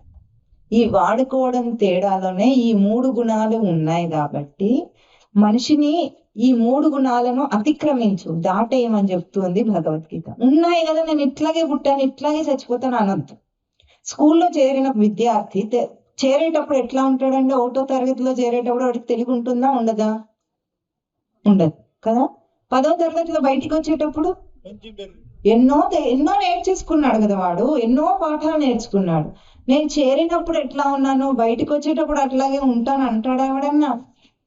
ఒక్కొక్క తరగతిలో తెలివి పెరగాలి, పాఠాలు నేర్చుకోవాలి అనుకుంటామా లేదా? మరి మన జీవితంలో ఎన్ని రోజులు పూజ చేసినా మనం అట్లాగే ఉన్నాం, ఎన్ని తెలిసినా మనం అట్లాగే ఉన్నాం. అంటే మనం తరగతి దాటటం లేదు. ఎప్పుడు ఫెయిల్ అయ్యే మొద్దు పిల్లలుగా ఉండాలా, పాస్ అవ్వాలా? చెప్పండి. పాస్ అవ్వాలి కదా. ఆ ఏడు అనుభవం పెరుగుతుంది, జీవితంలో ఎన్నో విషయాలు తెలుస్తున్నాయి కదా. ఏదో ఒక రూపంలో తెలియకుండా ఎవరు లేరు కదా. తెలుసుకోవాలంటే మనకి సాధనాలు ఉన్నాయి. ఇప్పుడు అన్ని చేతిలోకి ప్రవచనాలు కూడా మనకు వస్తాయి కదా, ఫోన్లలోనే వస్తాయి. అన్ని రకాల పుస్తకాలు అందుబాటులో ఉన్నాయి. 4 అక్షర జ్ఞానం ఉంది, 4 ముక్కలు చదవగలం. మరి అయినా కూడా మనం ఇట్లాగే ఎందుకు బ్రతకాలి? పోనీ ఇప్పటికన్నా సంసారంలో బరువు బాధ్యతలు కాస్త పుస్తూ తీరినాయి కదా. ఇంకా మనవరాళ్ళ పెళ్లి కోరుకోకపోతే, మనవలు మనవరాళ్ళకు వాళ్ళకు కూడా అన్న ప్రశ్న, వాళ్ళకు కూడా పెళ్లి, వాళ్ళకు కూడా తదినం పెట్టకపోతే తీరికి వచ్చింది కదా. మరి ఎందుకు మనం మారకూడదు? కొద్దిగానైనా ఎందుకు మార్పు రాకూడదు జీవితంలో? రావచ్చా రాకూడదా? రావాలి. దీన్ని దాటటం అంటారు. అతిక్రమించటం అంటే మనకున్న తమో గుణాన్ని మనమే తీసేసుకోవాలి, మనకున్న రజోగుణ వేగాన్ని మనమే తీసేసుకోవాలి. తీస్తే పోతుంది. చాలా సులభంగా పోతుంది. పొద్దున్న లేవటం అనేది కష్టం కాదు అని పిల్లలకు మీరు చెప్తారా చేయగలరా? ఇప్పుడు పొద్దున్న లేస్తారు కదా పేదవాళ్ళు, పాత వాళ్ళు అయితే చాలా మంది పొద్దున్నే లేస్తారు కదా. ఈ కాలం పిల్లలకి లేవటం కష్టం కాదని మీరు ఎందుకు చెప్పగలరు? మీరు చెయ్యగలరు కాబట్టి మీరు చెప్తారు, అంతేనా? మీరు చేయగలిగిన పని పక్కవాడికి చెప్పేటప్పుడు ఎట్లా ఉంటుంది? దీనికేముంది నాన్న, చేస్తే వస్తుంది, నువ్వు చెయ్యి అంటామా లేదా? అలవాటు చేసుకుంటే రోజు పొద్దున్న లేవచ్చు అని చెప్తారా లేదా? మీరు చేస్తారు కాబట్టి మీరు ఆ పని చెప్తారు. అదే అట్లాగే గురువు ఏం చెప్తాడు? తను చెయ్యగలిగిన పనినే మీకు చెప్తాడు. ఈ త్రిగుణాలన్నిటినీ దాటగలిగాడు కాబట్టి అందరూ చేయగలరని చెప్తాడు గురువు. మీరు చేయలేకపోతే, చేయలేని వాడికి, చదవగలిగిన వాడికి పాఠాలు చెప్తారా, చదవలేని వాడికి పాఠాలు చెప్తారా? అంతే కదా. మరి మీరు మన కూర్చోబెట్టి భగవద్గీత చెప్తున్నామంటే మీరు కూడా ఆచరించి దాని సౌభాగ్యం పొందగలరనే చెప్తున్నారా, మీకు చేత కదని చెప్తున్నారా? చెప్పండి, అర్థం చేసుకోండి. మీరు చెయ్యగలరు కాబట్టి ఈ క్షణాన కూడా ఊరికి కూర్చొని కాలక్షేపం చేసే బదులు రోజుకు కాసేపైనా భగవన్నామ స్మరణ నలుగురు కూర్చొని చేస్తే ఎట్లా ఉంటుంది? ఆ నామం చెప్పేటప్పుడు అందరూ ఆ ఉత్సాహం కలిపి దాన్ని చల్లారనివ్వకుండా ఉంటుంది. అందుకే నలుగురు కలిసి అది ఎవరిది వాళ్ళు చేసుకుంటే మంచిది, కానీ చేసుకోలేరు కదా. ఆ ఉత్సాహంతో భగవన్నామం చేయటము, పుస్తకాలు చదవటము. ఎందుకు చేయకూడదు? మొవ్వ గ్రామం ఎందుకు మారకూడదు? మొవ్వలో అందరూ మూర్ఖులే ఉంటారని నాకు చెప్పారు. కాదు, ఉండరని నేను అన్నా. ఎవరి మాట సత్యం? ఎవరి మాట సత్యం చెప్పండి? వీడి మాట సత్యం కదా, మూర్ఖులు ఉండరు మొవ్వలో అని చెప్పాడు. ఎందుకు? వాళ్ళందరి లోపల ఉన్నది సచిదానంద స్వరూపం కాదా? పరమాత్మ కాదా? దయ్యం ఉందేమిటి? ఉంటుందా అండి దయ్యం? దయ్యం ఎక్కడుంటుంది? దేవుడు దయ్యం ఎక్కడుంటారు చెప్తారా? ఓడిపోయారా? ప్రయత్నం చేయకుండా ఓడిపోకూడదు, తప్పైనా సరే చెప్పాలి. మన ఊహలోనే ఉంటారు. ఏదో ఊహించుకొని భయపడుతున్న పిల్లవాడిని అక్కడెక్కడో పాము పడింది, తాడబడి ఉంది, దాన్ని చూసి పాము అని పిల్లవాడు భయపడుతున్నాడు. మీరేం చేస్తారు? దాని అన్నదా నేను చూపిస్తారా, అది పాము కాదు తాడది, నేను చూపిస్తారా అని వాడు చేపట్టుకుని దగ్గరికి తీసుకెళ్తారా? ఏం చేస్తారు? సరిగ్గా చూడు అంటారా లేదు? ఏమంటారు మీరు? అక్కడ పాము లేను లేదు, దాన్ని తీసేయను లేదు. మీరు తీసేశారా దాన్ని? తీయలేదు. పాము ఎక్కడుంది? వాడు బుర్రలో ఉంది. భయం ఎక్కడ ఉంది? వాడు బుర్రలో ఉంది. నిజంగా అక్కడ పాము లేదు, భయము లేదు. మీరేం చేశారు? దగ్గరికి తీసుకెళ్ళి సరిగ్గా చూడు నాన్న, సరిగ్గా చూడు, కళ్ళు కలుపుకొని చూడు, ముట్టుకొని చూడు అంటారు, అంతేనా? సరిగ్గా చూడగానే వాడికి ఏం అనిపిస్తుంది? ఇంతవరకు ఎంతో భయపెట్టిన పాము లేదు అది. అట్లాగే సంసారాన్ని చూసి భయము, భ్రాంతి, కష్టము అని, దుఃఖం అని ఏడుస్తున్న మీకు సంసారం అది కాదు అని చెప్తున్నాడు. సరిగ్గా చూడండి, సరిగ్గా చూడండి. జన్మలో దుఃఖం ఉందా, సంతోషం ఉంటుందా? సరిగ్గా చూస్తే అరే అంతటా పరమాత్మే ఉన్నాడు కదా, నా లోపల పరమాత్మే ఉన్నాడు. ఇప్పుడు ఎప్పుడు బయట ఏం కనిపిస్తుంది? అప్పుడు పరమాత్మే కనిపిస్తాడు. మనసు ఎంత పవిత్రం అవుతుంది ఒక్కసారి ఆలోచించండి. అందరి లోపల పరమాత్మే ఉన్నాడు అన్న ఒక్క భావంతోనే ఈర్ష్య, అసూయలన్నీ పోతాయా పోవా? ఈ చిన్న మాట వింటేనే అంత భావన వస్తుంది కదా. దాని మీద కొంచెం ప్రయత్నం చేస్తే మారిపోడా మనిషి? పుట్టుకతో వచ్చిన గుణాలు పురుషులతోనే పోతాయనే మాట తప్పు. మార్చుకుంటే సాధనా సాధ్యతే సర్వం. సాధన చేత ఏదైనా సాధించగలడు. దానికి ఏ భేదం లేదు, వయస్సు భేదం లేదు, ఏమీ లేదు. నేను మారుతాను అని మీరు అనుకుంటే ఈ క్షణాన మారుతారు. మనం దేనికి విలువనిస్తే ఆ పని చేస్తాం. మనం విలువనిస్తే చాలు, మనం ఆ పని చేస్తాం. మన మనస్సే చేయిస్తుంది మన చేత ఆ పని.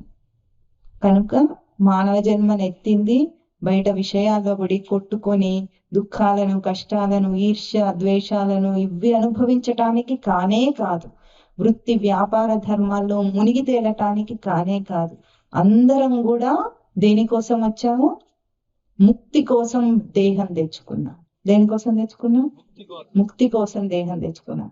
ఈ 3 గుణాలు కూడా, ఈ వేగము ఇవన్నీ కూడా ఇల్లు ఉడుస్తున్నాం. ఎట్లా ఉడుస్తారు? స్వామివారు ఏం చెప్తారో చెప్పమంటారా? అందరు ఇల్లు ఉడ్చటం కాదట, అది కత్తి సాము చేస్తుంటారట. కత్తి దింపినట్టు చీపురినట్టు ఇటు చెత్త అటు చెత్త ఇటు దింపుతారట. అదే ఇల్లు ఉడిచే పనిని వేగం లేకుండా నిదానంగా చేసినప్పుడు ఇల్లు ఉడుస్తున్నాడా, నిదానాన్ని అభ్యాసం చేస్తున్నాడా? చెప్పండి. నిదానం. ఇప్పుడు మనం వేరే పని చేయక్కర్లేదు. రోజు మీరు పొద్దున్నే ఏం చేసుకుంటారో ఆ పనే చేయండి. పొలంలో పని చేస్తున్నాడు, వేగంతో చేస్తున్నాడు. నిదానంగా చేయొచ్చు, వేగంగా చేయొచ్చా లేదా? అదే పనిని 2 రకాలుగా చేయొచ్చు. ఇప్పుడు మనము ఏదో మొక్కలకు నీళ్లు పెడుతున్నాం అనుకోండి, వేగంతో, ఆందోళనతో, ఆవేశంతో చేయొచ్చు. నిదానంగా కూడా చేయొచ్చా లేదా? నిదానంగా చేస్తే మనము నీళ్లు పెట్టడం కాదు, నిదానాన్ని అభ్యాసం చేస్తాం. వేగంతో చేస్తే వేగాన్ని అభ్యాసం చేస్తాం. రోజు ఏ పనిని చేస్తామో అది మనకు అభ్యాసం అవుతుంది, అలవాటు అయిపోతుంది కొన్నాళ్ళకి. కనుక మనం ఏ పని చేసినా నిదానత్వం. ఇంకా ఇంట్లో వంట చేస్తుంటే ఎట్లా ఉంటుందండి? బయట ఉన్నవాడికి తెలిసిపోతుంది ఆవిడ మనసు ఎట్లా ఉందనేది. గిన్నెల శబ్దాన్ని బట్టి మనకు తెలిసిపోతుంది. కోపంగా ఉందనుకోండి, ఏమవుతుంది లోపల? టపా టపా అని శబ్దాలు వస్తూ ఉంటాయి. ఆ శబ్దాలు దేని వల్ల వస్తున్నాయి? వంట చేయడం వల్ల వస్తున్నాయా? ఆవిడలో ఉన్న దాని వల్ల వస్తున్నాయా? ఆవిడ చంచలత్వం వల్ల, అశాంతి వల్ల వస్తున్నాయా? ఇప్పుడు ఆవిడ వంట చేస్తుందా, అశాంతిని అభ్యాసం చేస్తుందా? అంతే.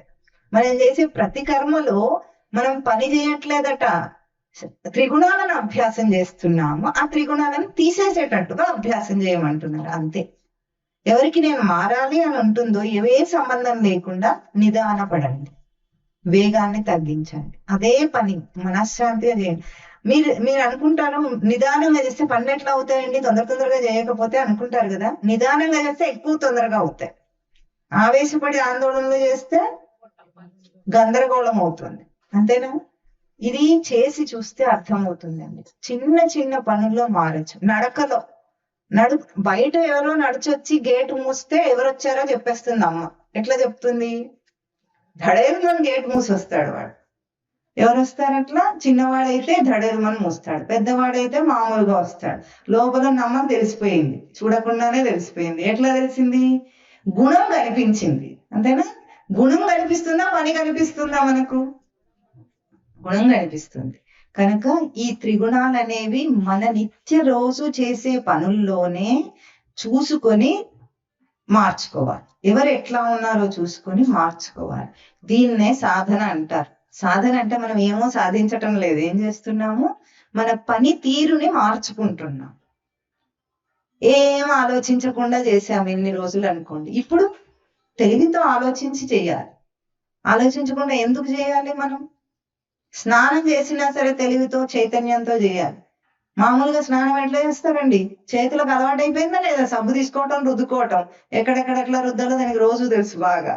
మనమేం అక్కడ తెలివితో చేయాల్సిన పనే ఉండదు. కానీ ఆ సమయంలో ఎరుకతో స్పృహ నిలిపి చేస్తే అదే అప్పుడు ఆ క్షణంలో జీవం ఉంటుంది. లేకపోతే యంత్రవత్ అంటారు, యంత్రం వలె పనిచేస్తాం మనం. కనుక కర్మను కర్మయోగం చేయమని చెప్తుంది భగవద్గీత. ఆత్మతత్వాన్ని తెలుసుకున్న తర్వాత సాంఖ్యంలో మనం ఇక్కడ ఇదివరకే చెప్పుకున్నాం కాబట్టి మళ్ళీ చెప్పటం లేదు. జీవుడు అనేవాడు దేహం కంటే వేరైన వాడు. ఈ జీవుడే సనాతనమైన పరమాత్మ స్వరూపం. కనుక వీడు దేహం కంటే వేరని గుర్తించి ఇప్పుడు ఆ గుర్తించిన జ్ఞానాన్ని కర్మలో ఆచరించుమని, జ్ఞానం తర్వాత జ్ఞానం సాంఖ్యమేమో జ్ఞానయోగం, తర్వాత కర్మయోగాన్ని చెప్పింది భగవద్గీత. కనుక సాధన అంటే ఏమి లేదు, ఏదో కష్టపడాల్సిన అవసరం లేదు. మీ పనితీరును మేము మార్చుకోండి, ఇంతే. ప్రతి చిన్న పనిలో రాస్తున్నప్పుడు కూడా ఒకటి దస్తూరి ఏమో చాలా అందంగా ఉంటుంది, ఇంకొకటి దస్తూరి బాగుంటుంది కదా. అంటే పాత హ్యాండ్ రైటింగ్ ఎట్లా బాగుంది? పెన్నులో తేడా ఉందా, పేపర్లో తేడా ఉందా, చేతిలో తేడా ఉందా? వాడి బుద్ధిలో తేడా ఉంది.